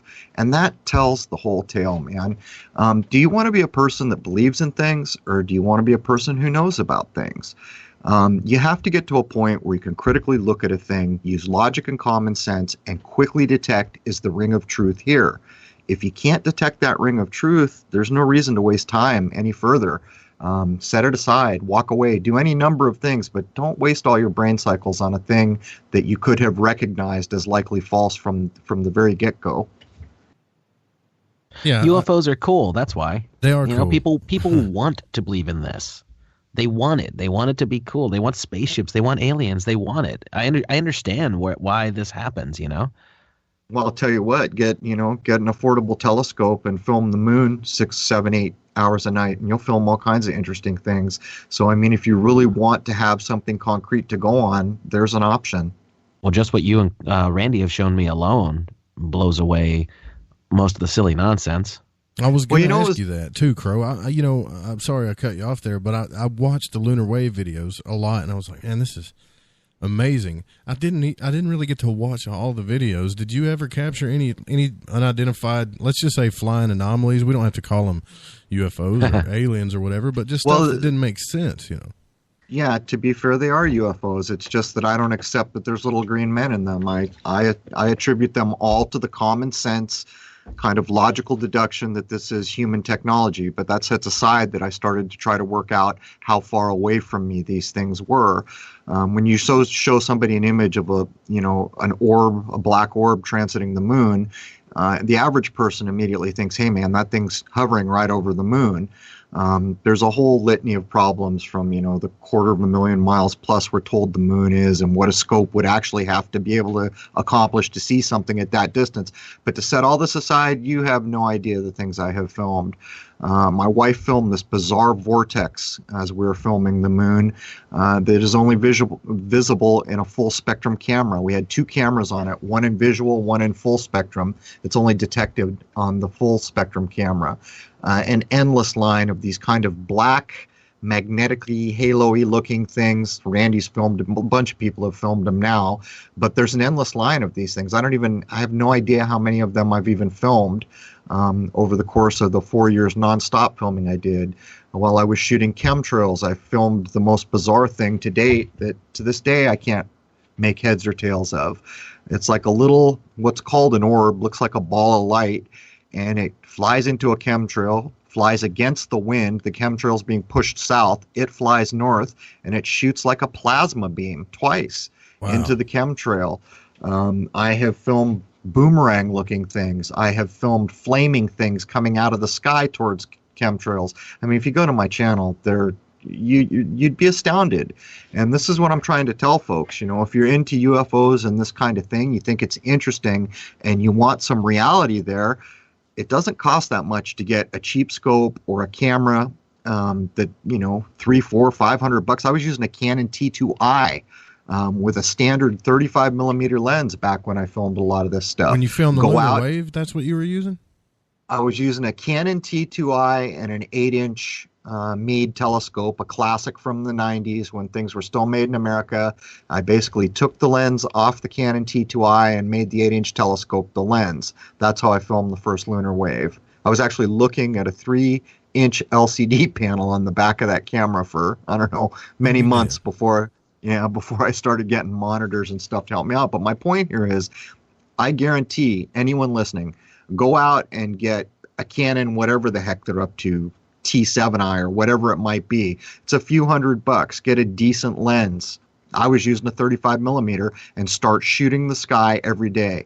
It will be a short amount of time before you begin to film interesting things. That's what I can tell you. I'll ask you the same question, Crow, that I asked Jason earlier, and Jason gave us a pretty good answer. His was social engineering, and yours might be the same. But now that I got you here, I want to pick your brain about it. Right now, what perplexes Crrow777 the most? What do you think about right now that is the biggest thing that you think society needs to be focused on? That's the most important thing that we should be doing something about right now? Well, I guess I would have 2 different answers. If it's the world at large, I would say social engineering. If it's this country specifically, the United States of America, I would say social engineering again, but more specifically the fear porn. The making up of violent events, putting fear into everybody, treating everybody like little diaper-wearing children, scaring them and getting them out of their adult minds. Those are the 2 really critical things, which are both basically versions of social engineering. Yeah, it does seem like that. And Jason was talking about that earlier, too. Every time I turn on the news, man, if it's not a flu vaccine or a natural disaster or somebody, a shooting or something, it just doesn't seem, and I'm going to be honest with you guys, and I know some of you might not think this is a popular point of view, but it just doesn't seem real to me. It really doesn't. I mean, deep down inside, even if you don't have proof, just use your gut here. Something don't seem right with all this, man. Things can't be that crazy, It's nonsensical. For some reason, 10 years ago, things were nothing like this. Why?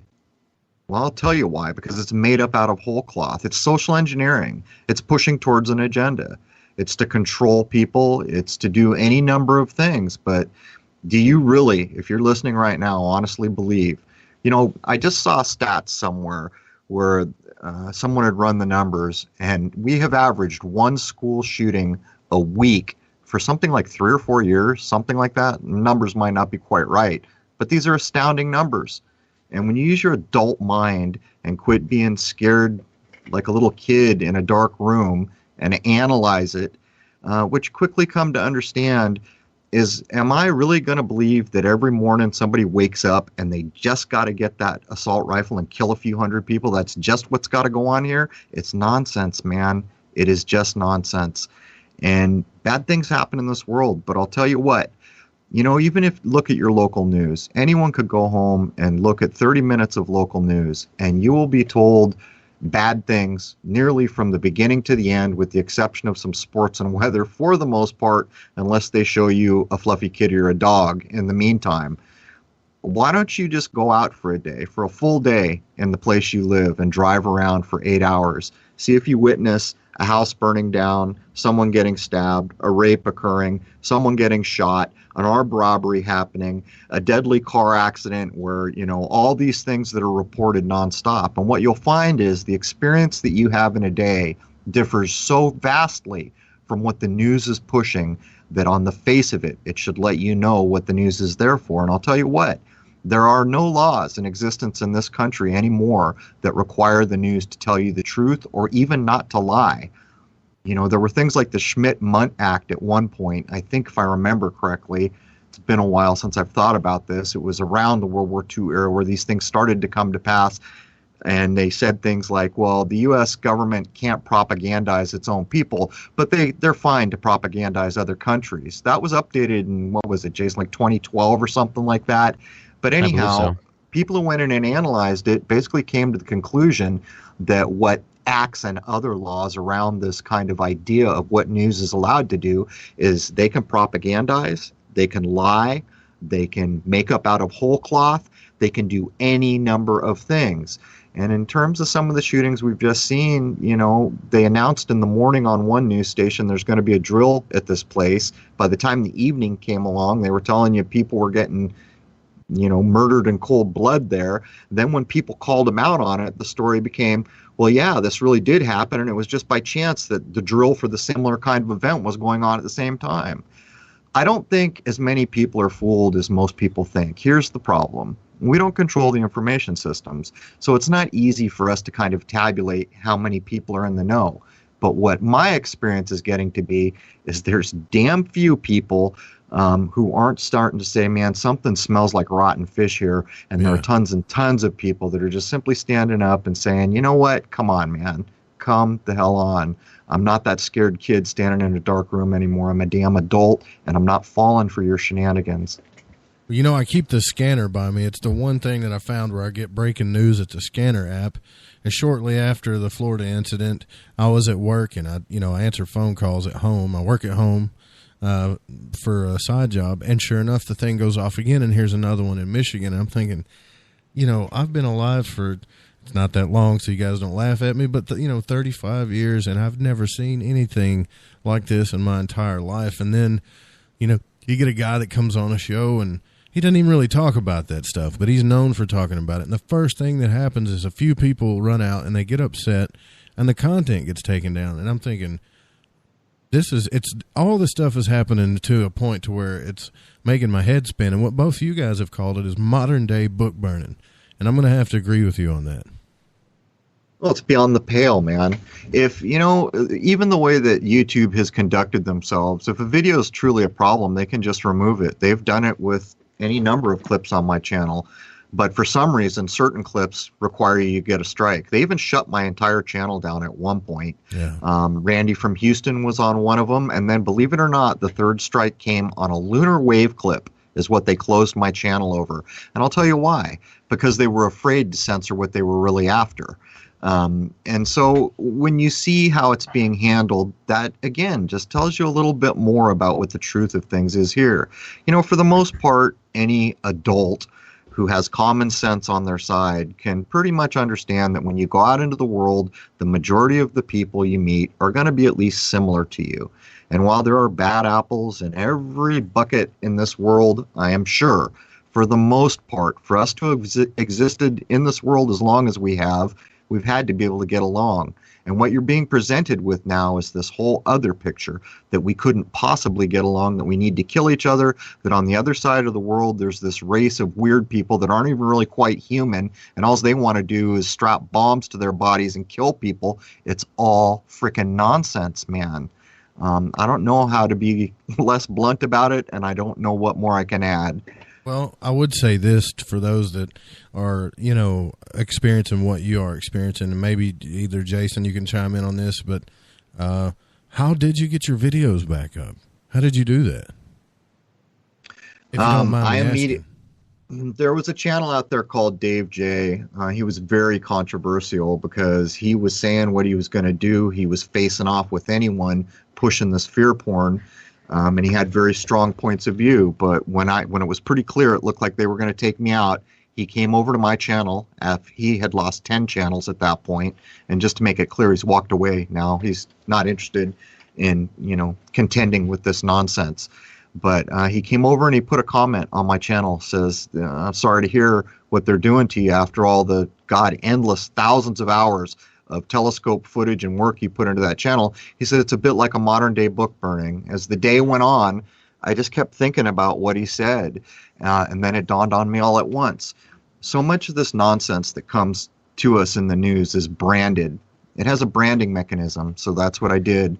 I took the words that Dave J said and I branded them because it shows. Everyone knows a book burning is not a good thing, and it accurately reflects what's going on here. And so I went straight to all the outlets I had. I put out a call to any channel that would have me, whether I agree with their content or not, and I talked about the modern day book burning. And our best guess at this point is that so many people complained that they reinstated it. And that's not all. I shared an email with Jason where Google had flat out said I crossed a zero tolerance policy for hate speech, and then the other two clips accused me of bullying, of all things. And I don't do any of those things in my life. Well, that's why I pounced on it and said, hey, man, they just made the mistake of putting that in writing to you.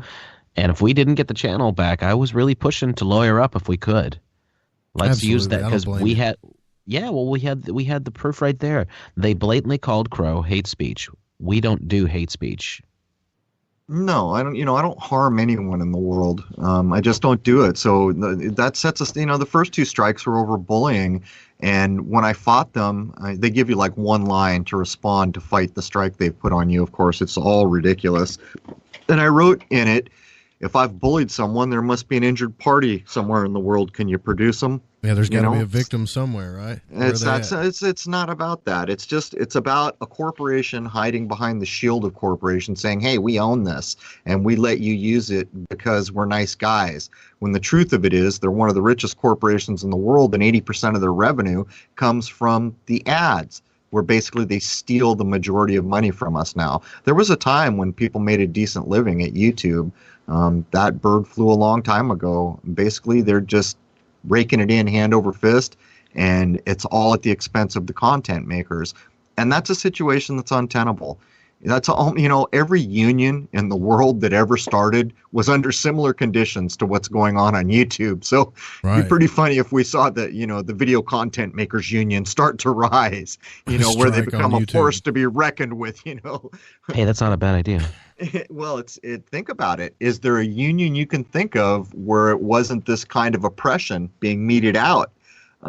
This is a critical time, but again, I think they're going to fail, and I think they're going to fail hard. If a human being does not have freedom of thought and expression, then they might as well be walking on all four legs. The only thing left is freedom of movement, and with all the fear porn going on, you're basically bending over for a colonoscopy just to get on a plane, which is already attacking that third thing, freedom of movement.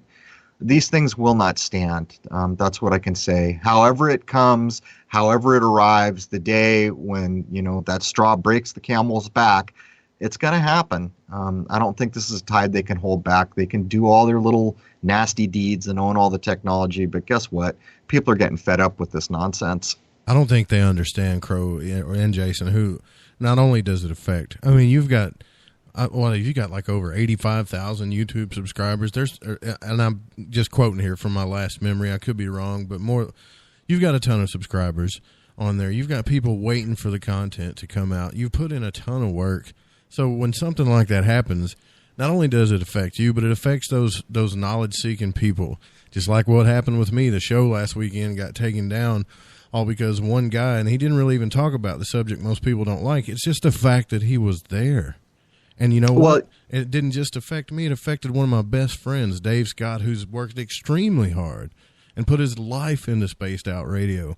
For a few people that didn't even have the guts to call in and say what they thought, so we could get some kind of conversation going on, Look, it's an awesome point. The thing they're holding against you is called community guidelines, which nobody could unravel. They're so kind of broad and pointless as to mean nearly nothing. But you see, the community doesn't have any input for those guidelines at all. And what you're saying in my case is, 85 to 90,000 subs. Who gives a damn about them? They've been following since 2013, and we're just going to brush this content aside. It's beyond the pale. It shows the complete disregard of the very people that make their platform feasible, of all the people who provide the content for that 80% of their revenue that comes from advertising. And, part of it's funny, too, because when they first started to really push the censorship nonsense, which is made up out of whole cloth, the whole thing was this staged game they had shown the people where the advertisers are pulling all their advertising. You want to know something? I was watching a Rick and Morty show where they were openly saying on Rick and Morty that 9/11 was an inside game. Okay? The advertisers were advertising. Then I was watching a Samurai Jack remake, which started out as a popular kid cartoon, where Samurai Jack wasn't killing robots anymore. He was slitting the throats of young girls. Guess what? All the advertisers were there. You see, so this is a made-up, nonsensical game. For that matter, you could go to any porn site on the internet and you'll find advertising there. Right. So the idea that advertising was the problem was it was stagecraft. That's all it was. And so what you're seeing, in my view, is desperation. And so as long as we conduct ourselves above board and demand the rights that we have, we shouldn't be inciting violence or, doing things we know we shouldn't be doing. We should never engage in hate speech or any of the things, but we have every damn right under heaven to challenge mainstream narratives. And if they want to act like we don't, I imagine there's going to be hell to pay at some point. I hope that point comes soon, or I hope they wise up soon. One of those two things needs to happen. Yeah, freedom of speech is freedom of speech. And Jason and I was talking about, there's things that Jason and I don't agree on. I'm sure there's things that you and I don't agree on. There's things that you can say that are extremely unpopular, but the freedom of speech should protect the right to say all that. And I'm not saying you're not going to get repercussions or somebody, or even the fact that maybe you're putting your content up on somebody else's platform. Yeah, they have the right to take it down, but I guess because it's their platform. But at the same time, that has repercussions too when you start doing stuff like that. And I take issue with that, man. When all the mainstream information sources are now controlled by corporation, to sit there and kind of act like Google owns this thing and by the kindness of their heart. No, what they've done is they've created a basically city center for the world. A monarchy, basically, right? Yeah, thought and expression. Come one, come all, who walk or crawl will take your videos. And then at some point, the little pendulum clicks the other way. Now we're going to censor you. Sorry, man. I don't accept the idea of corporation. I don't accept the idea of ownership. They have created a forum where speech has gone openly on. And everything they've done up to this point has been stagecraft. Advertisers were the initial excuse. Please, oh, please, don't even try me. I'm not an idiot. I can see through your nonsense. And then when you focus in on what they're actually censoring, suppose some real violent event actually did happen. And suppose any number of people went on YouTube and said it didn't. and said it was fake and said people were complicit in faking it. Who's been injured? You see, can you remember back not too long ago when we were told there was some church going out to soldiers' graves saying God hates fags and all these other... Okay, well, they were saying on the news flat out that those people were protected under free speech. And in my view, the antagonism behind that kind of a situation far exceeds anyone making a video saying, I don't accept this news is true, and not only that, I'm going to call it fake. And yet what we see is social media and online influence of information systems switching the public consciousness to get the mindset, well, it is theirs. They are a corporation. Hey, man, to hell with that. You're not going to own all the information systems in the world and then act like corporation protects you from abridging the rights of a human being, the natural born rights. That's my take on it. How do they know, Crrow or Jason? Like, I honestly never believed this. Like, oh, some guy was saying, oh, man, I was eating a bag of Munchitos chips, and then I didn't even type it in. Next thing I know, there's Munchito ads, right? They must have been looking at it through my camera. And I'm like, that's crazy. You know, that's just wild. You know, that happened to me last week, and I'm still freaked out about it, that I was messing with something, and I really am not at liberty to say what it was, but I got online, and sure enough, there were ads about it. And I haven't searched it or anything. That was the weirdest thing in the world to me. I've got a camera looking at me right now, and I'm not so sure I shouldn't be putting black duct tape over it sometimes. It's in the Telecommunications Act of 1996 that they were going to do all this nonsense. Yeah, and you should be putting duct. I don't have a camera on any device turning it right other than a camera, but the point here is what very few people understand is they all know that Google is collecting all data, but everywhere is collecting all data. And all that data that's being collected everywhere, from your credit cards to your bank to anywhere, is all up for sale. And when you get that much data, you pretty much can put a dossier together on everyone with a couple pushes of a button that tells them what time they get out of bed, what they eat for breakfast, or any number of things. In your case, if you were eating a product, I'm guessing you bought that product somewhere. That's so right. you can see the web that's gone on here. And not only that, when you begin to run algorithms on all this data that's been collected that people have just so freely and nonchalantly given away on social media, they can actually do things like run an algorithm that will predict with a 98% certainty the day you will die, the cause of that death, the city it will happen in, and the hour down to so many minutes. And I'm not even kidding. You'll never know these things about yourself. This is the power that has been given to these corporations that are out of frickin' control. And the reason they're out of control is because we have a supposed government, which is also a corporation, of course, that acts like they're always 10 years behind technology.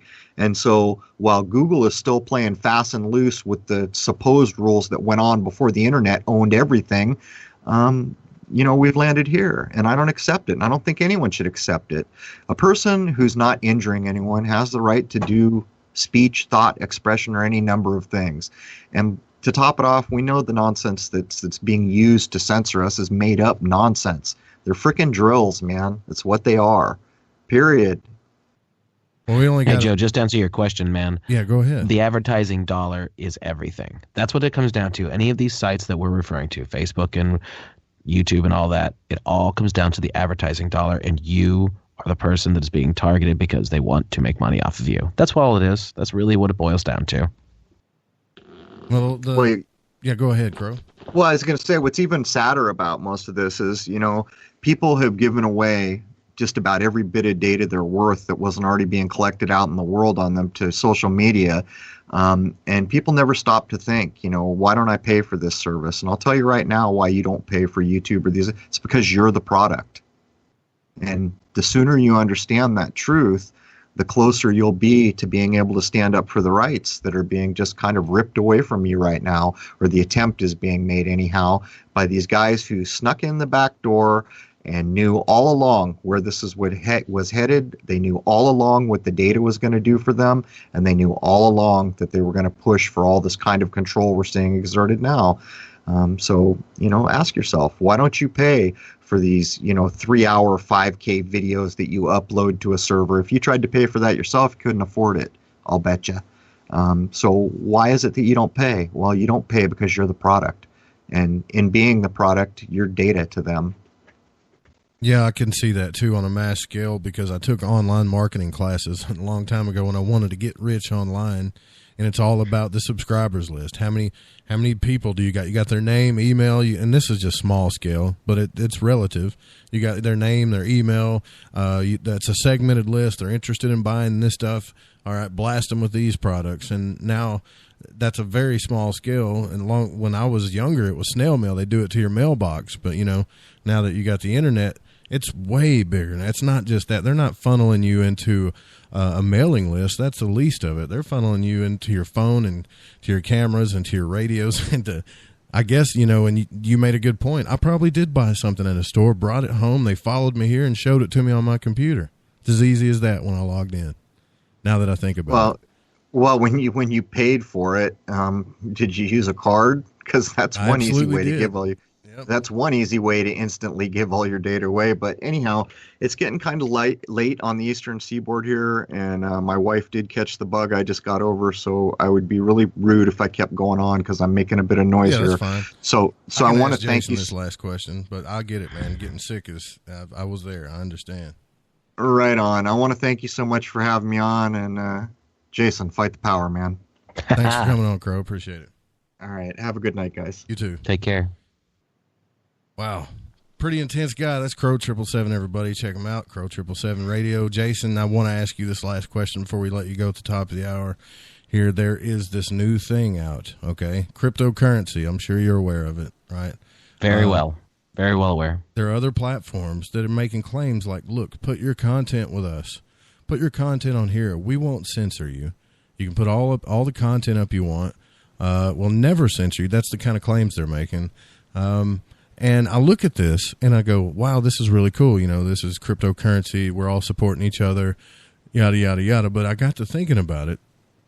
Who's to say, can we really stop these big systems like Google and everybody else from getting their hands in that too? And if they do, think about how dangerous that is, right? What's your opinion on this stuff? Okay, all cryptocurrency works off of what's called blockchain technology. And without going into a lengthy, boring explanation on mathematics that I probably wouldn't do very well anyway, what it really comes down to is that each coin, quote unquote, has a unique mathematical signature. That's the only thing that's really giving it value. And whether people buy into it or not is what's going to give it any sort of value against a national currency of some sort. That makes sense, right? Right. What Crrow was talking about earlier about You're the Product on YouTube, think about the vast amounts of money that it costs to host these servers that people need to be able to dial into and be able to pull massive amounts of data off of. I don't know these specific – I've heard of the sites, but I never looked into how exactly they're doing their business. But my big question is, how are they paying for all of that server space? Because you need – a lot of gear that costs a lot of money. So I don't know how they're doing it. And I would want to look into that if I wanted to put faith into it in any substantial way. I'd want to know exactly how exactly they operate. Now, as far as their crypto coin side of it, what did they do? Are they running their own coin? Because there's lots of coins out there. There's the big ones that everybody knows about: Bitcoin, Litecoin, Ethereum. Those are like the big three right now, I guess you could say. But there's a whole bunch of other ones. And you're even hearing things like retail businesses coming up with their own blockchain coin. I think I've heard Amazon tossed around and Walmart and all these other ones that you make X amount of purchases and you can get the coins or you could buy into them. And it's all the same thing, though. It all comes down to this blockchain technology. So it's a thing that's really blowing up. But the interesting thing about the whole thing is nobody really knows the true beginnings of Bitcoin and where it came from. The software is open license. You can go look at it. That's not a big deal. It's who started Bitcoin and what's the real intent here. I can't answer that question because nobody knows who started Bitcoin. So it's very interesting. The whole thing is very interesting, and I don't have the answers. So I love the idea of cryptocurrency. It's just I don't know what the intent behind it is. Yeah, I think the thing that I think it's a great idea. I just fell in love with the non-censorship part of it all, to be honest with you, Jason. But I think the thing that worries me about it is it's so embedded into the internet and our data streams and stuff. if by some measure the government or, Google or the major corporations get involved with this market, which I'm sure they're already looking at it, then we're really in trouble. We just opened another door that's really, gave them the key to everything. The way I look at it, it's complete control. And I don't think the cryptocurrency guys, they say that's impossible. They say there's no way they can do that. I'm not so sure. I don't think we understand just how powerful some of these hackers are, Well, it's not even the hackers, man. It's just the fact that Google is the premier search engine on the planet. Most people, come on, Google's even not just a proper noun anymore. Now it's a verb. Hey, did you Google that? I don't know. What's that pizza place's phone number? I don't know. Google it. You know what I mean? It's part of our culture now. Right. That Google has so much control. And again, that's social engineering, man, where a company name has become a verb in proper English nomenclature. Come on now. Yeah. Right. I get that. That's the thing I was going to ask you about it. I think it's a good thing now. I just want to make sure, because I'm really thinking about putting, I've got my archives, just like Crrow does, just like you do on YouTube. But I'm thinking about putting them up on this place called DTube, and it's just another place that does that. But everybody, you can't have people voting it up and voting it down unless they have an account.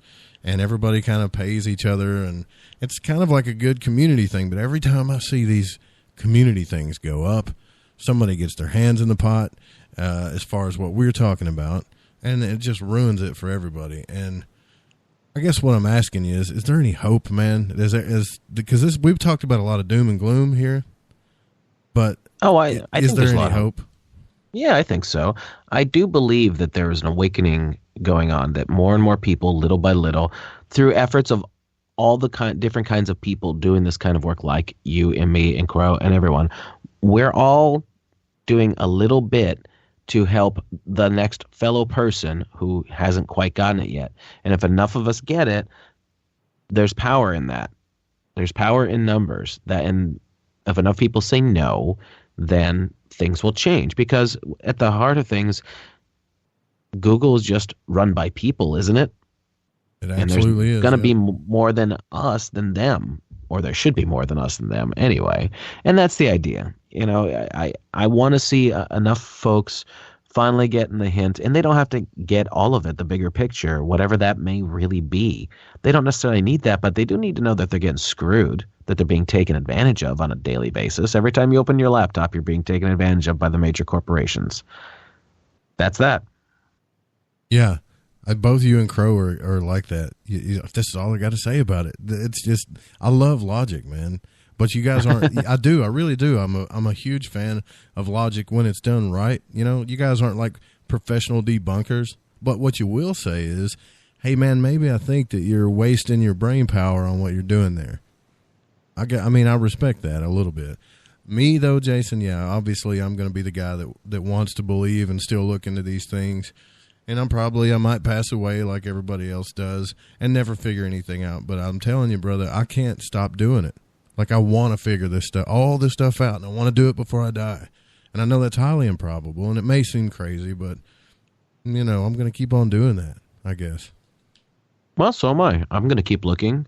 Every week, I heavily research a completely different topic to present to the world. And, man, I just... There's so much information out there that I'm constantly filling my brain with, and I just want to give back to everyone. And I feel like it's little by little, I'm gaining a slightly better picture, almost like I'm turning the page of some giant book that I'm probably never going to get through. But you know what? I'm going to at least try and tell you the story as much as I can up to this point. Well, I appreciate you coming on. I also appreciate Crrow coming on. And before we let you go, how can everybody find you guys on the web? The easiest way to find me personally is on YouTube. I have my Secrets of Saturn channel. I actually do music. If you want to look it up, just look up Cult of Saturn on Bandcamp if you happen to be interested in that. It's good old classic rock. And, of course, Crrow777radio.com is my main home now. Every week, new episode. And now here on the Fringe FM. All right, man. Thanks for coming out. We'll have to do it again sometime. It's been an awesome conversation. I appreciate your time, brother. Thank you, Joe. It's great. We'll do it again. Absolutely, no problem. All right, guys, we're going to go into our second break. Got a little bit of surprise for you here when we come back in our third hour. I told you I was going to do it. We're going to lighten it up a little bit, and we're going to go back and forth with the man himself, Joe Monk. I'm bringing Monk on the show. We'll be right back, guys. Don't go anywhere. A timepiece is a reflection of who you are, and what better way to show off the real you than with an Escape watch? Escape is a lifestyle brand accessorizing your days and nights. Choose to escape and create the life of discovery that you deserve. Dream, play, unite with your own personalized Escape watch. Head to escapewatches.com. There is no time like the present to enjoy your escape. Use promo code SMF2017 for your 20% discount today. Hello, SOR listeners. Lori and Fenton here. Let me ask you, now that disclosure's happened, what does it mean for ufology? For answers, join us at UFOCon 2018 in South San Francisco, California, March 23rd through 25th. Keynote speakers Stephen Bassett, Grant Cameron, and Melinda Leslie address the current disclosure agenda. Dave Scott, yes, you're Dave Scott, and Lynn Buchanan tell of amazing alien encounters. Get your tickets at caufocon.com. That's caufocon.com. Are you tired of being blocked, shadow banned, or placed in jail for simply posting your thoughts on social media? Social Media Freedom can take care of that for you. Social Media Freedom is the newest and one of the best free new apps that allows you the freedom to post what you want when you want. It takes seconds to download from your app store. Come join the tribe at Social Media Freedom. It's time to set yourself free. Coming September 28th to the 30th, it's our first annual Caribou Paracon, put on by Spaced Out Radio and the Canadian Society of Questers. 3 days of paranormal, supernatural, and spiritual knowledge in the beautiful 108 Mile Ranch, British Columbia. Tickets are $150 Canadian for the event, being held at the Spruce Hills Resort and Spa. Come watch our featured speaker, Grant Cameron, along with Lori and Fenton, David Weatherly, Ross Allison, and more. The Caribou Paracon, celebrating everything paranormal. Not ready for bed on Saturday night? Right after Spaced Out Saturdays, hop on over to S4 with Corey Ruiz and me, Eric Cooper from Forest Moon Paranormal. With S4, there are no limits to what we try and uncover. From government conspiracies to helping clean up the paranormal, no topic is safe on S4.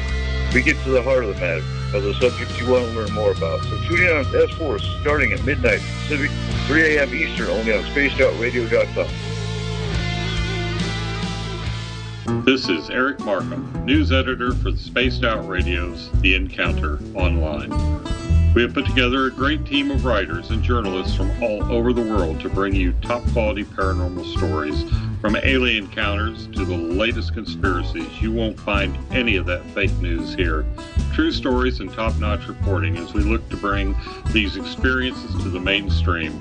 The Encounter Online, only at spacedoutradio.com. Hi there, this is Dave Scott from Spaced Out Radio, and I want you to come on a nightly journey. Starting at 9 p.m. Pacific, midnight Eastern, every Monday through Friday, you can come hang out with me and the other space travelers. We have it all from Carl the Alien bouncing on by to those misfit gnomes causing havoc. It's 3 hours of fun and entertainment on those topics the mainstream really doesn't want to touch. Come get all paranormal with us at spacedoutradio.com, and together, my friends, along with our resident guitar god Bumblefoot, we own the night. Do you want to know the truth? Do UFOs exist? Are aliens real? Are the governments hiding the biggest secret in history? We're UFO seekers, and we're on a hunt for the truth. Subscribe to our YouTube channel and follow along with us as we journey across the United States, visiting UFO hotspots and alien hotspots, trying to document the UFO phenomenon. Catch us on Spaced Out Radio every third Monday of the month as we discuss Area 51, UFOs, and more. And also, don't forget to subscribe to us on YouTube. Looking for a place to advertise at a very reasonable cost? Look no further than Spaced Out Radio. SpacedOutRadio.com has an advertising tab that you can click to check out our daily, weekly, and monthly packages to play on the radio, or our website including social media. From commercial spots to banners, we have it all. Check out our competitive pricing today.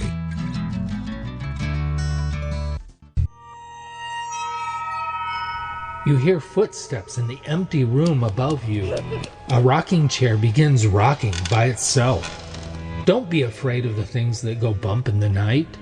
Reach for Spirit Storybox, the iPhone app the Huffington Post UK called the only ghost hunting app you will ever need. Spirit Storybox. The spirits are telling their stories. Are you listening? Visit purpleplates.com today. For over 40 years, the Purple Energy Plates have been delivering amazing results for their many customers. Inspired by the great genius Nikola Tesla, the harmony, healing, and energetic effects of the plates have proven over and over to be beneficial and often miraculous to thousands of customers. Check their site for daily specials and choose from their many energy products. You won't be sorry. Visit them today at purpleplates.com. It's Cosmic Sundays with me, Elizabeth Anglin, in Cosmic Passport. Let me take you down a 3-hour spiritual journey where we will get into everything from ET contact to Psychic Sundays. It's a journey of listening and learning together with some of the best professionals in their fields. You can tune in to Cosmic Passport at spacedoutradio.com every Sunday, starting at 9 p.m. Pacific, midnight Eastern.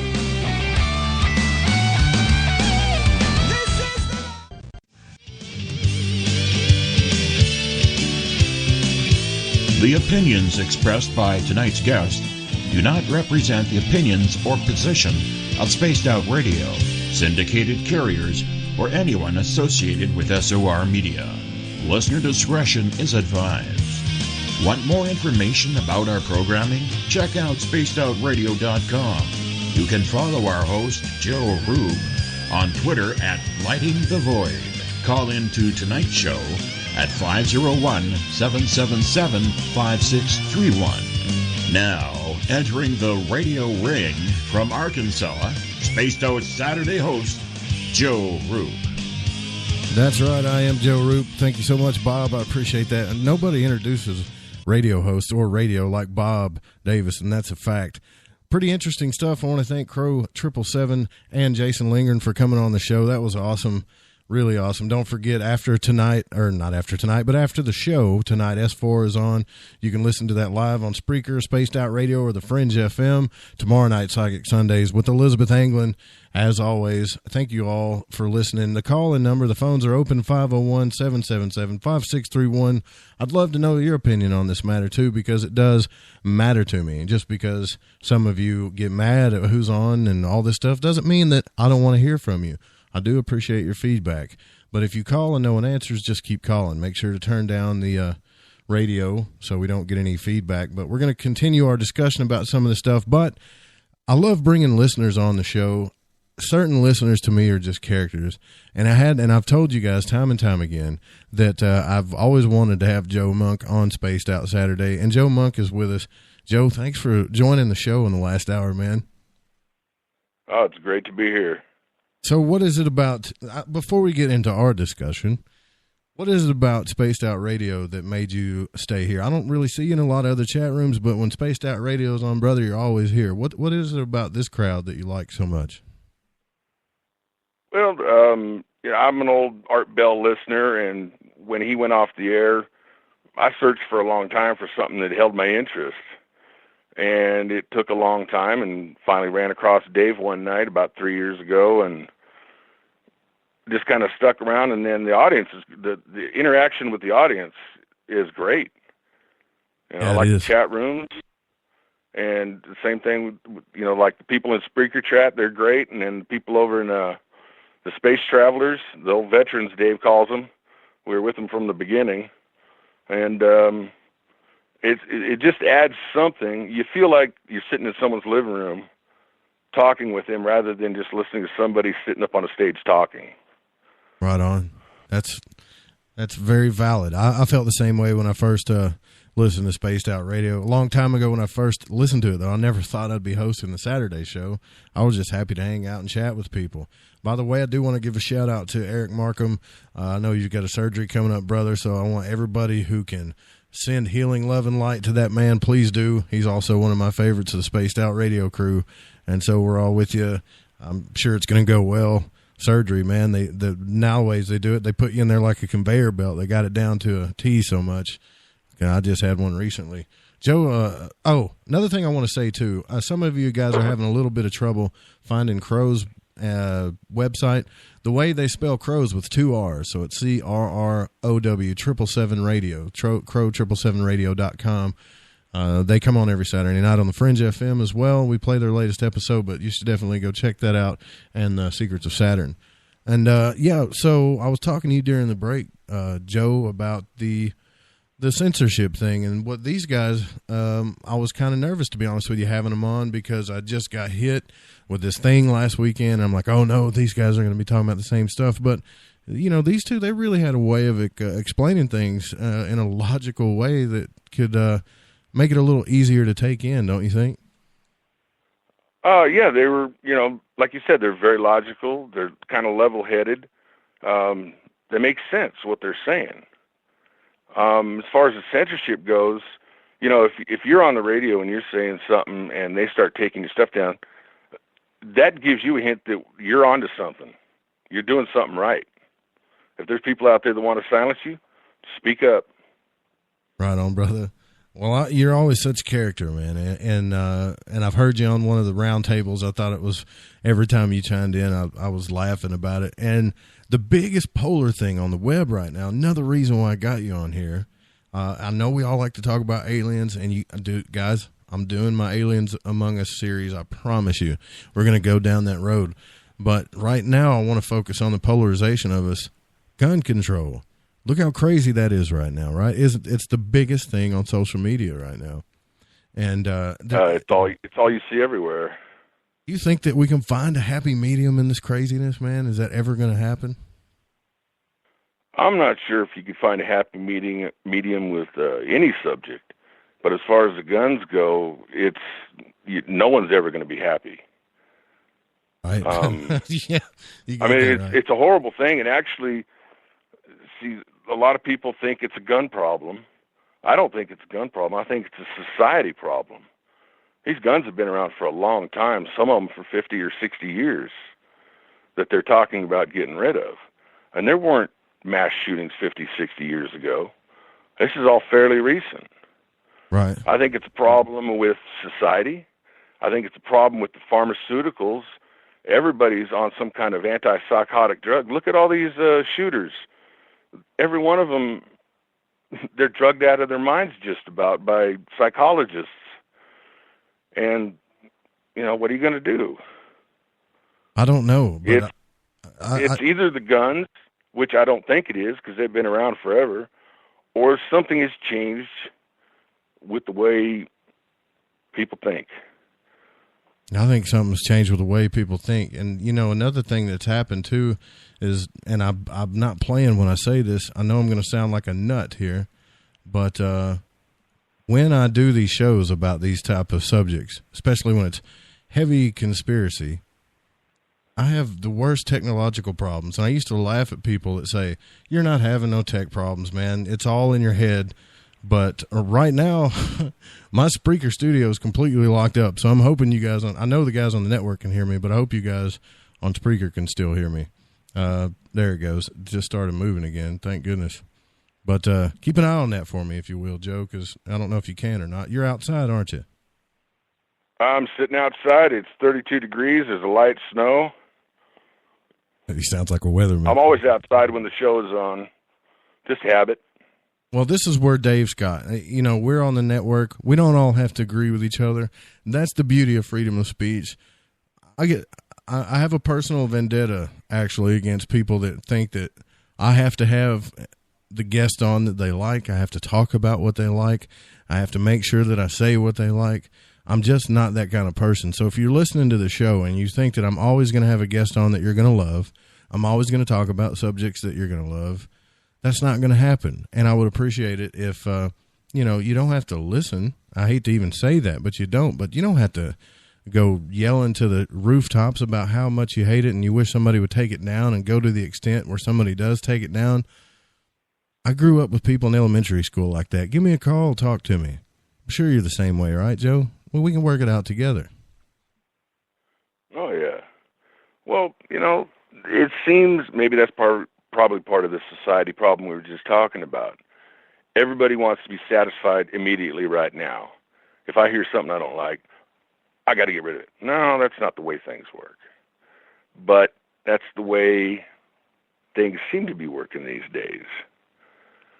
True that, man. With the internet, everybody now can voice an opinion. 30 years ago, you had to talk to people one-on-one. You maybe see people at work, people during the day, but you weren't talking to 100,000 people across the globe. You're not going to satisfy everybody. That goes Joe, that actually goes back to a tablet, the Emerald Tablets of Thoth, like some ancient Egyptian guy. I don't know if it's channeled or not, but he said, if you want to know the nature of a person, don't take their friend's word for it. Don't take anybody's word for it. Pass the time with them alone so that you don't judge them. And that was some of the biggest wisdom I've ever heard in my entire life, because I have heard so many rumors and so many bad things about so many people. But if you sit and have a beer with them, it's like they're totally opposite of what you've been hearing. That's happened to me so many times. Yeah, well, beer's the great equalizer. I still owe you a beer. You sit down, you talk to somebody one-on-one, judge for yourself. Make your own opinion about something. Don't listen to what someone else says. So here's the thing, Joe. Gun control. Yeah. I wanted to talk to you about that. There's actually a bill right now. Right now, I don't know if you guys got the message on Facebook about it, where they're trying to pass, and I know it's in Congress already, about every rifle that's semi-automatic should be banned, guns included. And it's already been presented to Congress. I mean, it just happened today. They're passing it around, telling everybody to ban it. And so I listened to this guy on my page, Jim Jeffries, the Australian guy. He made some good points about guns. I laughed at him. I don't agree with him on everything, but I laughed and it was okay. The one thing that I'm struggling with here, Joe, and I need your help with this, is that this amendment was created so that we couldn't be overrun by a government, correct? So not just so we could protect ourselves. Exactly. I mean, there's a quote by George Washington. If you want to give me a second, I could find it here. Sure, yeah. Okay, here it is. Okay, everybody knows the Second Amendment, the right to bear arms, and people quote it often. But here's George Washington talking about it. He says, a free people ought not only be armed and disciplined, but they should have sufficient arms and ammunition to maintain a status of independence from any who might attempt to abuse them, which would include their own government. Sounds good to me, right? But yeah, I mean, he's basically saying the Second Amendment wasn't about hunting or target practice. It's about keeping a free people free. And, you can't rely on the government to protect you.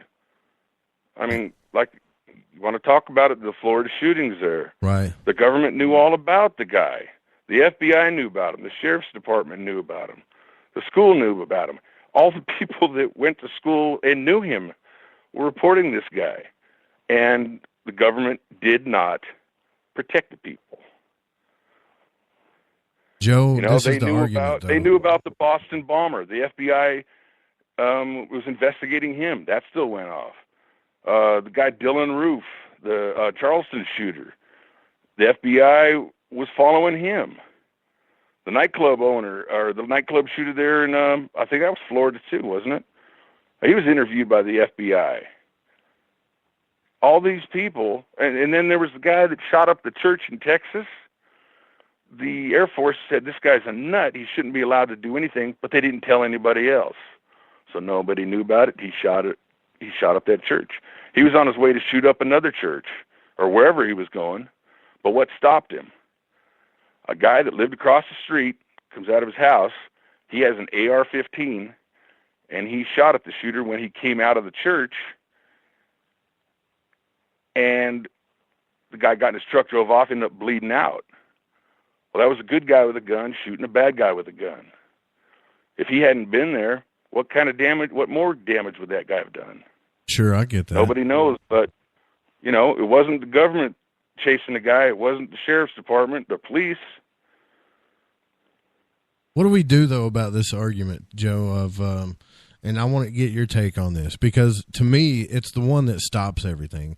And Dave Scott has quoted it, and so did Jim Jeffries on his stand-up thing, that the whole idea of defending yourself from a government was good back in the day when everybody had a musket because everything was equal. But now the government has drones and satellites and tanks, and you're crazy to think that you're going to be able to defend yourself from the government. So why are you even pushing that point? I want to know what you think about that when somebody says that to you. You mean like if our government decided to go nuts and take over the country against the will of the people? Right, like they're saying they might you're have not going to be drones able and to. Tanks and, yeah, you're not going to be able to defend yourself anyways. I can't defend myself against a tank or a drone, but the fact that most people out there are 310 million privately owned firearms in the United States alone. And that's going to make anybody pause and go, you know, maybe we shouldn't go nuts on the American people because, well, they're well armed. Yep, that's a good point. You know, yeah, and you know, everyone takes it for granted, you know, the United States and freedom and you know, our constitutional republic and all that. But it's an experiment. It was the first of its kind when it came along, and it still kind of is. You know, there's little democracies popping up here and there. Some work, some don't. Ours is still working. It's got problems. That's sure. But I can't see any place out there that's better. Now, Joe, when I ask you these questions, I'm asking you these questions not as somebody that's attacking you, but I have to play the devil's advocate because I'm interested in your answer, right, for a reason. Right. What about the notion that what about all these other countries that have banned guns or they have gun laws and their crime rates are down to well below ours? And isn't that a significant point? What would you say to that? Well, a lot of these countries, they didn't have guns to start with. They banned them. They got rid of some of them. Look at England, for example. They did a lot. They did a gun ban there. So what have people started doing over there? You don't hear about it on the news, but acid attacks are a big thing now. There was a big thing where a couple of guys ran through a little resort area, a bunch of restaurants with knives. And they chopped up all kinds of people. And nobody stopped them. Yeah, that's true. You know, or, hey, well, let's get a big truck and drive through people. Right, yeah. That is exactly my point, my opinion, Joe. And if someone wants to hurt a bunch of people, they're going to find a way. You know, maybe they'll go up to a building and lock the doors and then set it on fire. There's no way to stop crazy people. You know, I'm an American. I know we're speaking to a lot of Canadians here, but I'm an American, and I love the Canadians. Canadians are so cool. I mean, they're polite. For the most part, you know, they're well mannered. Beautiful country up there. I mean, how can you not love Canada? But as an American, I've got to say that, you know, maybe I don't have a tank, maybe I don't have a drone or a nuclear bomb, but I still feel like I should have that right to stand in my front yard and say, you'll never take me alive, you know, and defend my freedom. You know what I mean? It's kind of ingrained into a lot of us. And I think and, you know, I honestly don't fear that the government's going to come and take everything away. I don't want them imposing things on me. I think the government gets in our business a lot more than it should. But, you know, I don't think they're going to be coming up my driveway with tanks and drones and all that. But there are a lot of people out there, we call them criminals, that every day break into people's houses, they kill people, they rob them, destroy lives. Right. And if all these gun laws pass, you're going to have all the honest citizens turning in guns. The bad guys aren't going to turn in their guns. The guns aren't going to go away. I mean, look, the United States outlawed drugs. How easy is it to get drugs? You can get drugs inside a federal prison. Oh, I can go right down the street here and get some drugs if I need them. Exactly. You know, so the problem isn't going to go away.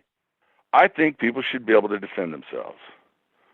Yeah. People think that's crazy, like, oh, well, no one's going to break into your house and kill you. Well, it happens to people every day. Every day somewhere in the United States, someone is murdered by a stranger. Yeah. Did you watch? You used to watch the old show Cops, right? I'm sure you have. Oh, I still watch them. Man, and Live PD's on now. Love that show. I remember watching this episode where this lady got her house broken into, and I forget where it was, but she had kids in that house and family, and their neighbors saw these guys breaking into the house, and they had, they were dressed up in their gang outfit. They had covered their faces with blue do-rags. Some of you might actually seen this episode. And the neighbors decided, hey, that lady, she's a single mom. I saw those guys were carrying guns. There's kids in the house. The neighbors went across the street, snuck over there, opened the window, and proceeded to open fire on these robbers and dropped them, right? Saved the kid's life, saved the woman's life. When the cops got there, they questioned the guys about their weapons, made sure that those weapons were registered and they had a license to carry them, and they let them go. And for all we know, those guys saved those two little girls and that mother. Now, I'm sure they did. My thing is, Joe, if they didn't have guns, those criminals would have still had the guns. They would have been in a bad spot. Even if they didn't have guns, let's say they just had knives. What would that woman and the kids do? What would the guys next door do? Wait for open the window and throw a knife at them? Yeah. Hope the cops get there on time. Yeah, you can't. When you call the police 911, when you're in an extremely dangerous situation, by the time the police get there, they're going to put up yellow tape and draw a chalk outline around your body. That doesn't help anybody. No, it doesn't. And you need someone right there on the moment at that time. It doesn't. You're right. And I know that I think right now this is something very important. That's why I'm talking about it, in case you're wondering. And I don't mean you, Joe, but the listener. In case you're wondering why I'm talking about this, is because I think that we're on the precipice of either winning a great victory over our rights, or we're going to see something in history happen that's never happened before. I'm from the South, and I'm going to tell you flat out, I'm not like most Southerners, but there are plenty of them here. And you laugh at them, right? You laugh when they say, you're never going to take my guns. You can take my guns, like Charlton Heston said. When you remember when he did that? They'll have one for the NRA commercial. They'll have to pry it from my cold, dead fingers, right? You laugh at it. But you have no idea how crazy these people here. They will fight back. That's why you see a lot of Southerners over there in the Middle East. I'm just telling you. There are people like that all around this country. Oh, yeah. And that's the independent American. We don't need someone to protect us. We're independent. I'll protect myself. I'll call 911 when I want you guys to come get the body of the guy that was trying to kill me. Do you think that they'll pass it, though? Or do you think it'll never get passed? It's hard. I don't think they'll pass it. Like I said, the one you just mentioned where they're going to ban all semi-automatic firearms, that's probably about 80% of the firearms that are out there. Everything from handguns to, you're going to be left with a couple of lever-action rifles, some muskets, double-barrel shotguns, and that's it. Right. I don't see 310 million people turning in their weapons. That's not going to happen. I'm not. The one my father gave me, and it's been passed down in my family, and I'm going to sound like a real redneck here, guys, so bear with me, all right? But the one thing you don't do in my family is you don't pawn your guns and you don't sell them because they've been handed down. They're family heirlooms. I've got a 12-gauge, semi-automatic, 12-gauge, Browning Belgium-made gun. It's got an extremely long barrel. It holds a pattern for a long time. A5? It's the one with the gold trigger on it, and it doesn't have the it Browning has the round A5. hump. Yeah, it's got the round hump. It's the old one, Yeah. And it's been passed down in my family from my great-great-great-granddaddy and all that. But if anything can be, it's not called an assault rifle. People use it for hunting and duck hunting. But I will tell you this. If I load that thing down, it can become an extreme assault rifle if it needs to be. But it's never been used that way. And it more than likely it never will be. Yeah, I understand that. Do you own a handgun, Joe? I agree with you 100%. What's that? On a pistol? Well, as far as the government's concerned, I don't own anything. I got you. All right. Let's just put it that way. I got you. I'm but not I've trying been to around put you on the guns spot all my or life. anything, but yeah. Been around guns all my life. Here's the other ATF argument. is listening. Why I bring that up. Jim Jeffries and his stand-up that I put on my Facebook page. If you go there, it's really funny. You guys should watch it. He makes some good points, but some I of them. did watch that today. All right, so you know what I'm talking about, right? Yeah. Some of these points, I would play it, guys, but there's a lot of cursing in it, so I can't. And I didn't have time to edit it out and whatever. But one of his points was, I need a gun to protect my family, right? And he talked about a time that he got robbed, and he said, well, I keep guns in my safe, right, to keep away from my children. And his whole point was, well, that's not protection.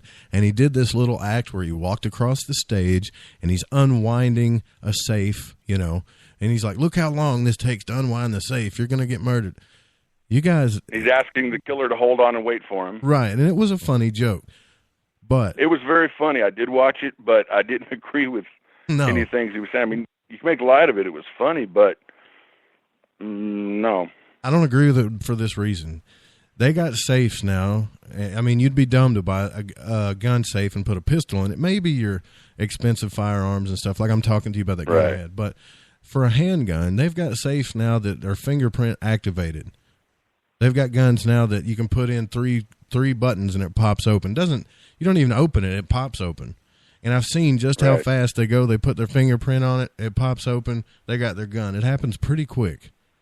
So these people are sensationalizing these points, trying to make gun owners look like idiots.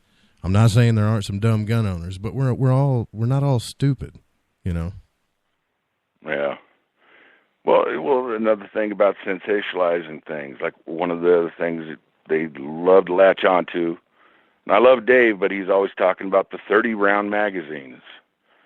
Oh, yeah. You've got to ban the 30-round magazine. That's going to solve all the problems. That's not going to solve any problems, because I can do just as much damage just as quick with 3 10-round magazines. That's right. Well, and it only takes a second to change out a magazine.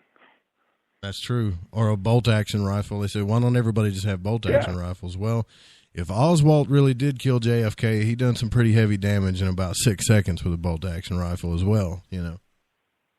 Yeah, that's one of the things that makes me question that whole thing, because that gun that they said he used was a garbage gun.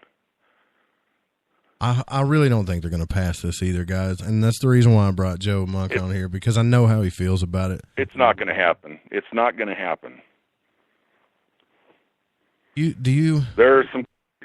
I could understand. I mean, some of the things. I mean, I'm big time on gun rights and all that. You know, I'm not one of the nuts or anything, but yeah, I can understand saying, okay, maybe raise the age to 21. That wouldn't be skin off anybody's nose. Or if you got to wait a couple days to get your gun, you know, do a background check, fine. But you know, the thing is, what are they going to throw into the background check? They're going to say, oh, well, you were in the military and you were over in Iraq, so you probably have PTSD, so we're not going to let you own a firearm. In fact, if you have any, you have to turn those in because you might be crazy. In fact, Dave posted the Canadian laws on getting a firearm. And the questions are things like, have you recently had a bankruptcy? Have you recently been divorced? Have you recently lost your job? I mean, there's just a million reasons for them to be able to say, no, I don't think you're mentally fit. Right. And all these people that are passing these laws and the people that are screaming about it, like the celebrities, they're surrounded by armed guards. They stand up there and say, I don't need a gun. It's like, well, no, you don't, because you got 12 guys around you that are protecting you, and they have guns. That's true. I don't know why my phones aren't working. If somebody calls in, I guess I'm not answering. I think we've got a caller. Who's on the air here? Hello. I can hear you in the background. Can you hear them, Joe? I can't hear a thing. I can hear them. Anyways, I'll just calling you back, whoever you are, but I'm going to hang up now, I guess, because you're not answering. I don't think they knew they even answered their phone. But yeah, the phones are open. I don't know why that didn't go through. Maybe somebody butt dialed you. I think that's what it was, because I called them back and they answered it, and I can hear it moving around. But yeah, it's 501-77. I mean, I'd like to hear someone else's opinion on this, really. All right, I think I got him back here. Who's on the air? Hello? Hello, this is Joe Roop on Spaced Out Saturday. You're live on the air. Hello. You can't hear me? Hello? I know you can hear me now. That's incredible. I've been having this stuff happen all night. Maybe you're getting trolled, man. Maybe you're getting trolled. This has been happening all night long. Hello. We can blame Carl. You're live on the air on Spaced Out Saturday. Who's calling? Oh my gosh. Yeah, we're gonna have to. There's something wrong with that phone for sure. But yeah. So I want to know about your experiences, Joe. I want to know about your paranormal experience. You're not here on Spaced Out Saturday to talk about guns, man. You've had something happen.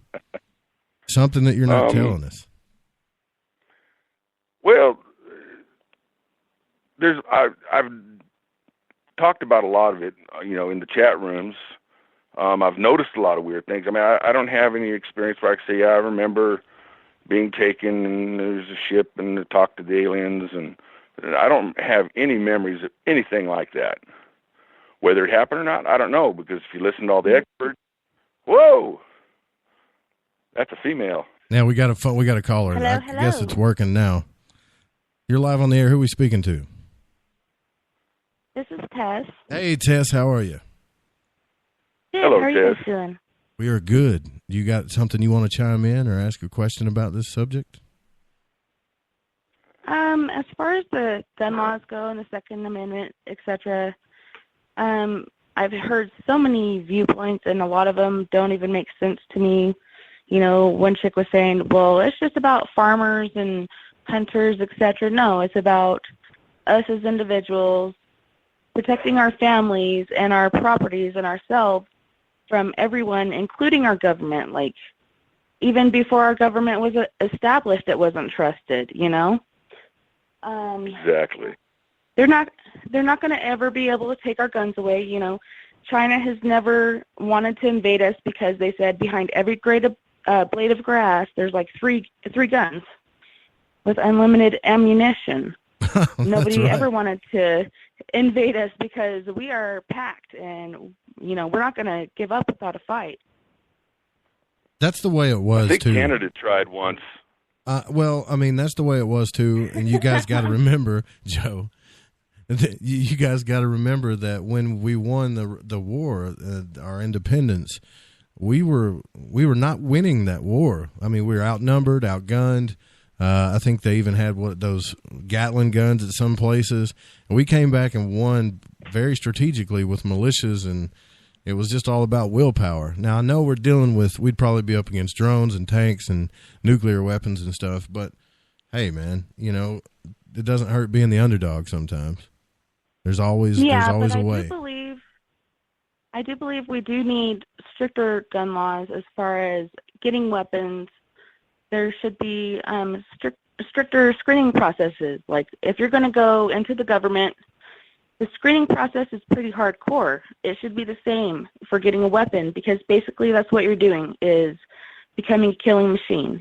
You're gaining your weaponization, whether it's through your body or through your weapon. And if you're buying a weapon here, you're doing the same thing, whether it's to hunt or protect your family. The screening process needs to be pretty severe. It needs to go through everything, including the mental status. And if you don't pass, you don't get it. Well, I'm going to tell you guys something that I didn't want to talk about because I'm afraid I'm going to get upset. But there are stupid people with guns too, right? And someone... Oh, yeah. Yeah. You guys know about my cat, Leo, my little white cat that I'm in love with. If you listen to Lighting the Void, I talk about him. Someone shot him. Oh. Someone shot him last week before the floods happened. And that little son of a gun took the bullet like a champion, came home with a hole in him, and still purred, and still ate his food. and I could tell somebody shot him because at the top of his head, where his right down the middle of his head was grazed, like the hair was burned off, and then the bullet nicked him right next to his backbone. So if you line it up perfect, you can tell it was a bullet, like it was a 22 shot, and I actually heard it. Now, these kind of people, in my opinion, don't need guns just because they don't like cats or they want to murder them. We do, in my opinion, need to do something about that. Animals have more rights than someone's going to be a lot shooting of people dogs give or them. cats. That's just, you can't do that. It's disgusting. It's and it's stupid, not right, right? you know. So I'm passing out flyers on my neighborhood. Wait, hold on, Joe. As bad as that is, and I agree with you, you know, the people that are out shooting neighborhood cat or, you know, shooting somebody's dog, that's just wrong. Or there are people that go out and shoot cows. They'll drive down a field and they'll just start shooting at cows. The point is, you can fill out all the forms you want. You can have all the background checks you want. You can send people for mental evaluations, and there's no way that they're going to find out that, hey, this guy has a propensity to go out and shoot cats. We better not give him a gun. Yeah, that's definitely. So, I mean, I agree with you that those idiots don't need guns, but, you know, they don't have a big neon sign that says cat killer on their head. Well, and a lot of them already do have them, and now we have the technology to where you can print your own guns. So, I mean, where does it end? Well, I tell you what, I wouldn't want to shoot heroin, one of those guns that are printed. Yeah, and heroin kills, you know, hundreds of thousands of people every day, but, you know, and it's illegal, but everybody's still going and they can get it. People, if they get their guns taken away, the good ones can't get it, but the people that are already in the dark, like with the black market, etc., they have unlimited access to it. So the wrong people are going to be able to get their hands on it, while the people that, you know, need to protect themselves can't. Well, that's a good point. They could outlaw every gun tomorrow and get rid of all the guns from all the law-abiding citizens, and you know what? There's still going to be millions and millions of guns in the country. I've got an idea. That's like saying we're going to get rid of all the cockroaches. You can't. Yeah, cockroaches are extremely hard to get rid of. But I've got an idea, guys. But I want both of y'all's opinion here to tell me about it. And you know how the military is already using things. I disagree with you strongly on that, Joe. I'm sorry. No, go ahead. The military's already using things like what, you know, video game type like things to train soldiers with. How hard would it be to, you know, have somebody take a test, right, and say, okay, you passed the test, your background's good, we're going to put you in this virtual reality simulator, and we're going to give you some simulations, okay? We're not going to tell you what they are, but we just want to see if you're responsible enough with a weapon or not. Like, say, a cat walks up in the simulation and scares them, do they shoot it? No, that guy doesn't need a gun, you know? But maybe something like that. I mean, why couldn't we do that? Just run them through a simulation, see if they can handle owning a gun. Well, if they're going through the simulations because they want a gun, and if they go through a simulation, they're going to know, I better not shoot anything. If I don't shoot anything, they'll give me a gun. Well, it's like beating a lie detector test. No, you could still put them in a simulation to where they would need to use a gun to save someone's life, and they didn't. And say, look, you know, if you're not going to use it, you know, they're just like when you get a handgun permit. There's certain situations where if something goes down and you're the only one with a weapon, I mean, yeah, you can always not pull the weapon, but you should, you know, you should help that person. Well, yeah, there was that guy that was working for the school in Florida at that last school shooting. Well, I just saw a shooting star. But he was supposed to go and protect the school, and he heard all the shooting and everything, and he did not even attempt to go into the school. There's surveillance of him.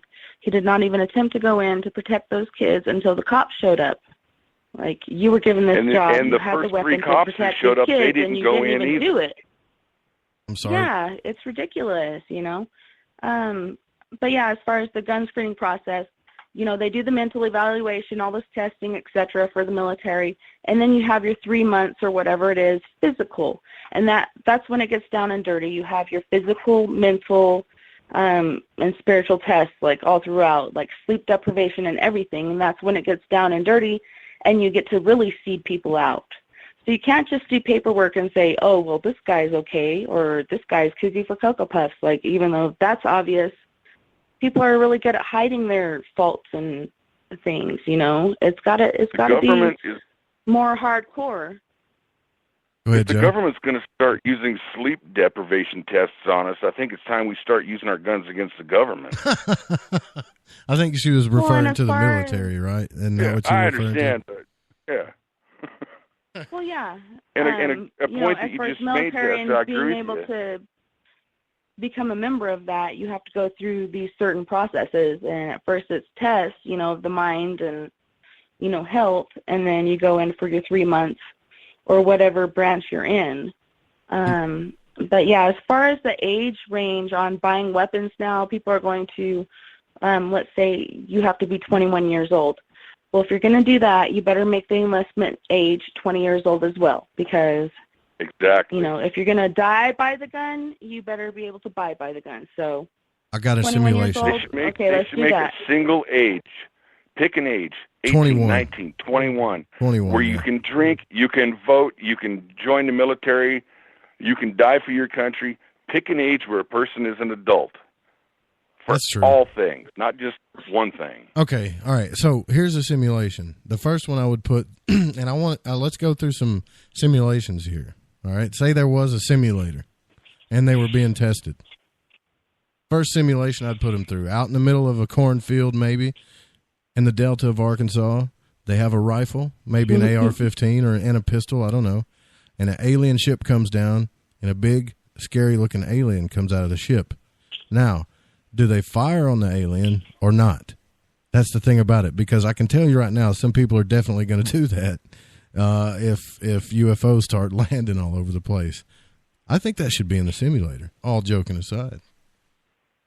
Well, yeah.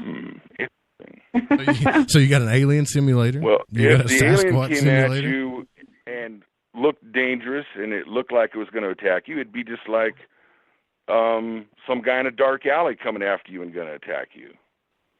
But if the alien comes out and he's got a flower and, it looks like Alf or something, and, you don't shoot him. All right, so you don't. Yes. What about this? If you actually happen to actually run into a Sasquatch in the woods and it's walking towards you, do you shoot it? Walking toward me, no. What would it take, Joe? If I back away and it gets aggressive, possibly. I wouldn't consider it, it's an intelligent being. It might get me, it might not. You have to look at something like that as like, hey, you're walking through the woods, you see a bear. Do you shoot the bear? No. It walks toward you, do you shoot it? No. But if it comes at you, yeah. Oh, that reminds me of that scene in The Revenant. I know you guys saw that. That was the freakiest thing. Oh, God, I've ever yeah. seen. That bear needed to be shot. I like bears, though. But Yeah, that was bad. Well, I'm glad you called in, Tess, to chime in on this. I was hoping somebody would, and I want to hear everybody's opinion on this. I'm actually not against maybe a little bit more gun laws, obviously because of the stuff that's happening. But we got to start holding the parents a little bit more responsible too, not just talk about the guns. There's got to be some form or fashion when kids tell you that, hey, this guy's mentally ill. He's talking about shooting people. All he talks about is guns. Nobody's parents got involved. The police department doesn't do anything. This is what upsets me. And they want to put a law on guns. Well, we got a mental problem. I heard a guy just a couple of hours ago on TV, one of the sheriffs or police departments down there, and the guy was saying, if you see something, say something. That's what's going to solve this. Like, well, no, it didn't solve it. Everybody saw something. Everybody said something. Every government agency knew about it, and nobody did anything. Do you believe that, though? I mean, do you believe that that's what really happened? I'll tell you why I'm having a hard time believing that. Because when I believe that they knew, or do I believe that they didn't do anything? The whole story about it just stinks to me, because when I was in school, I used to say crazy things, and this was back in 1996. I was in high school, and I got so mad. I said, you know what? Somebody ought to come in and just blow this whole dang place up, right? And I said it kind of worse than that. The next thing I know, I'm being called into the principal's office. There's 3 cops standing there and a detective. And they said, dude, you can't talk about blowing schools up, man. we got to take you seriously. They handcuffed me and questioned me. I was scared out of my mind. Why didn't that happen with this kid? Everybody's afraid to do anything. Everyone's afraid to get sued. Think that's it? Yeah, a lot of rules have changed these days compared to when we all went to school. Bullies, if you report a bully, a lot of teachers will just brush it off unless you go straight to like a counselor or a principal. And then if you get to the point where you're fighting to defend yourself, you're the one getting in trouble and the bully gets away with it once again.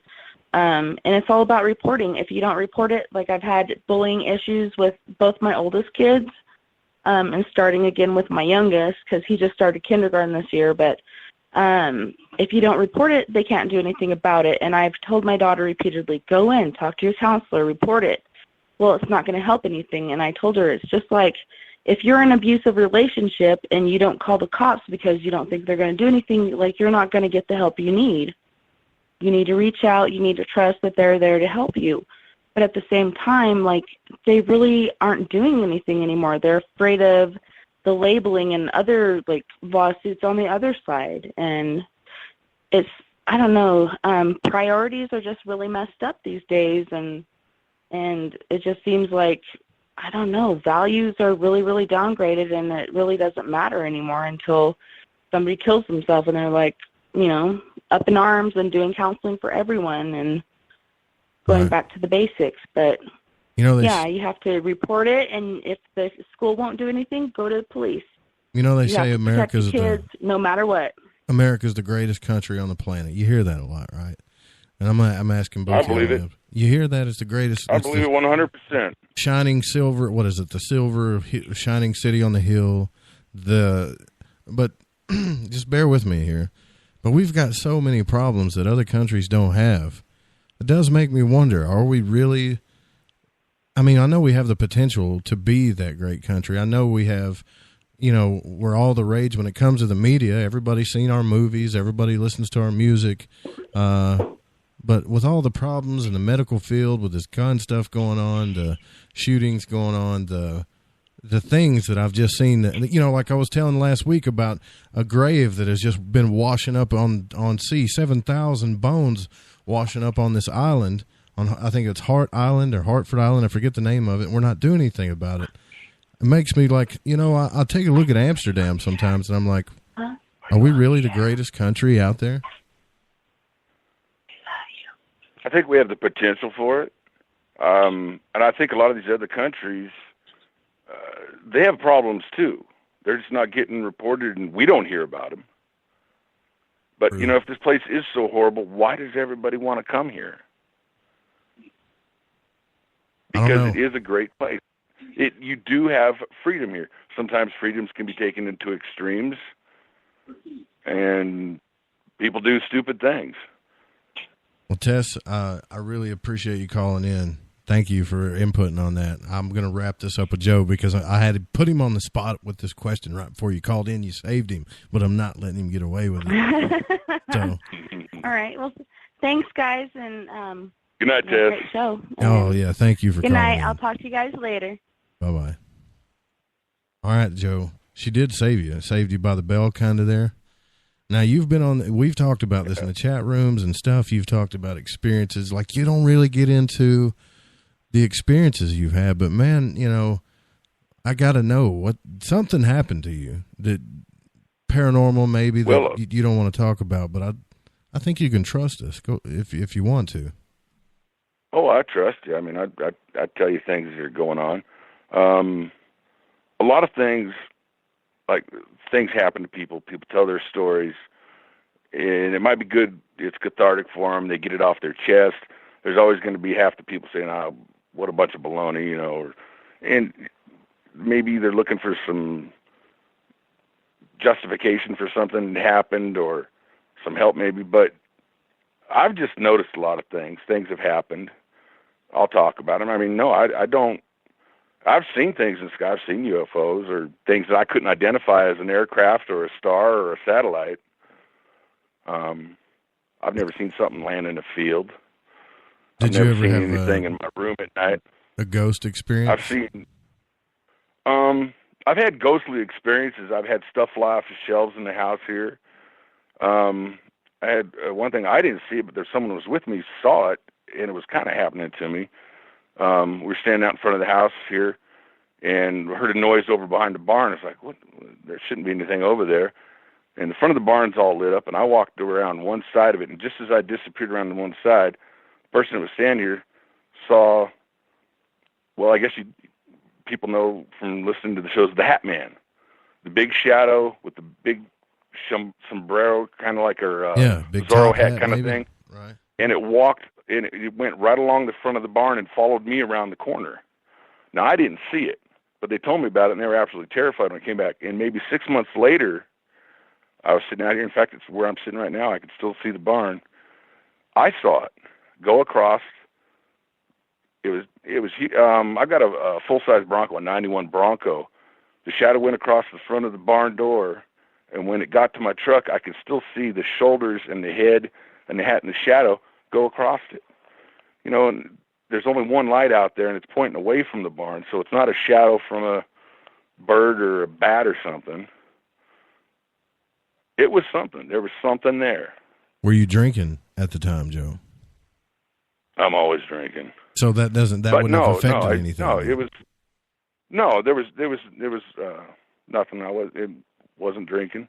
I'm just messing with you, brother. You know that. No, I mean, actually, at that time, I wasn't. And I think I was afterwards because it was kind of interesting. Well, I will tell you guys a book like that makes your story with what you're telling me absolutely sound legit to me, because I had just spoken to Nick Redfern on my other show, Lighting the Void, and he sent me his book. Oh, Nick Redfern. I love that guy. Yeah, you should go back and check out that show. I interviewed him, and he sent me a book. It was just last week. He sent me a book called The Slender Man Mysteries. And when you first look at it, you think, oh, this is nothing, right? The Slender Man is a myth. Well, after you get to the end of the book, you'll see that this tulpa thing, these thought forms and elementals, actually do happen in a lot of people's lives, and it's a pretty crazy thing that happens. And that's why I have you on the show, because you're you're just like a normal dude, likes to drink beer, likes to talk about, make fun of folks, and you're not out crying to the winds about all your paranormal experiences, but you're still having them, and that's pretty cool. I just still kind of think, Joe, that there's something that's happened. You just tell me if I'm right or wrong about this. There's something that's happened to you that's bigger, that's pretty big, that maybe it was a spiritual thing that's got you going down this road. Oh, I've had lots of things happen. I think it's a culmination of all of them. Like I said, spiritual. I've told people on the show and in the chat room before. I was in the hospital with pneumonia, and I died. Oh, really? You had a near-death experience? It wasn't a near-death experience. I was dead with the doctor. I remember looking up from the gurney and the doctors and the nurses are running around and all kinds of stuff, and I just kind of faded out. And next thing I know, I'm standing in a big old, on the edge of a field, these huge trees around me. It was beautiful, absolutely beautiful. I can go into we're right near the end of the show. Don't have time to get into it. No, but we got a few more minutes. I went somewhere. I definitely went somewhere for a while. Did you see anybody? And, that's, oh, God, everyone asks that, and that's the weird thing. Everyone says, oh, did you see an angel? Did you see your dead grandfather or anything like that? No, actually, I saw someone that was very much alive, and they were standing in front of me. It was a girl I knew. And I looked down at her, and she looked up at me, and she said 3 words, "Don't leave me." Oh. And she put her arms around me, and I said, "I'll never leave you." And boom, I opened my eyes, and I'm in a recovery room, and there's 2 nurses standing over me. One of them says, "Welcome back." At that point, I didn't know what had happened. I said, "Well, where'd I go?" She says, "Oh, well, you died, but you got better." That's incredible, wow, man. That's kind of interesting. Most of the people that tell me about this stuff. My doctor called me his 5%er because the particular pneumonia I had, it's 95% fatal. Uh-huh. He said, "You're my 5%er because you didn't die." I said, "Well, I did die." He says, yeah, but you got better. He used the same joke that the nurse did. I guess they use it a lot. I don't know. But so as far as the spiritual experience, there you go. But I've had missing time, you know. I can get on and all that. I don't think we have time to get into all that. No, we just got a couple minutes left. There's somebody in the chat room talking about overtime. Can't do that. S4 is coming on next, but S4. S4. Everybody go to S4. All you got to do is go over to S4, and this conversation, in one form or fashion, will continue. I can promise you that, because I like the S4 show. They get down and dirty. They get deep into this stuff. And Cooper and Rees in the crowd there it's really cool. Markham joins in sometimes. And I will mention again, you guys, you know, if you pray, if you meditate, if you do Reiki, you send a light, whatever, we need you to do that for Eric Markham, because this dude's you need to hang around Markham for at least 30, 40 more years, brother. You need to come through Arkansas, pick me up, and we'll go to the Paracon. But I want to thank Markham came through here, and I met him. He's a great guy. Oh, you met him? I mean, he's one of those guys that you meet him, and you automatically, it's like you've known him for 30 years. He's one of the good ones. He is a great dude. And you are too, Monk. And this has been the JoJo Show on Spaced Out Saturday now. But I do appreciate you, man, coming on and spending this last hour with me. And there are others that I'd like to pick out of this crowd, too, and have them on for an hour or so, because I want to get to know you guys. I appreciate every time that you call in, even if you're not listening on Spreaker, if you're listening on the network, on iTunes, Internet Radio, you know, TuneIn, TalkStream Live, the website, the Fringe FM, spacedoutradio.com, wherever you're listening from, you know, thank you. And for those that are angry about some of the people we have on, if you want to shut the show down, I don't think you're wanting to do that. I just think you were mad because somebody came on that you really, really don't like. You can always call me, all right? But we got to get out of here. Thanks again, Joe. I appreciate you coming on the show. It's been a blast. Anytime you need me, just give me a call.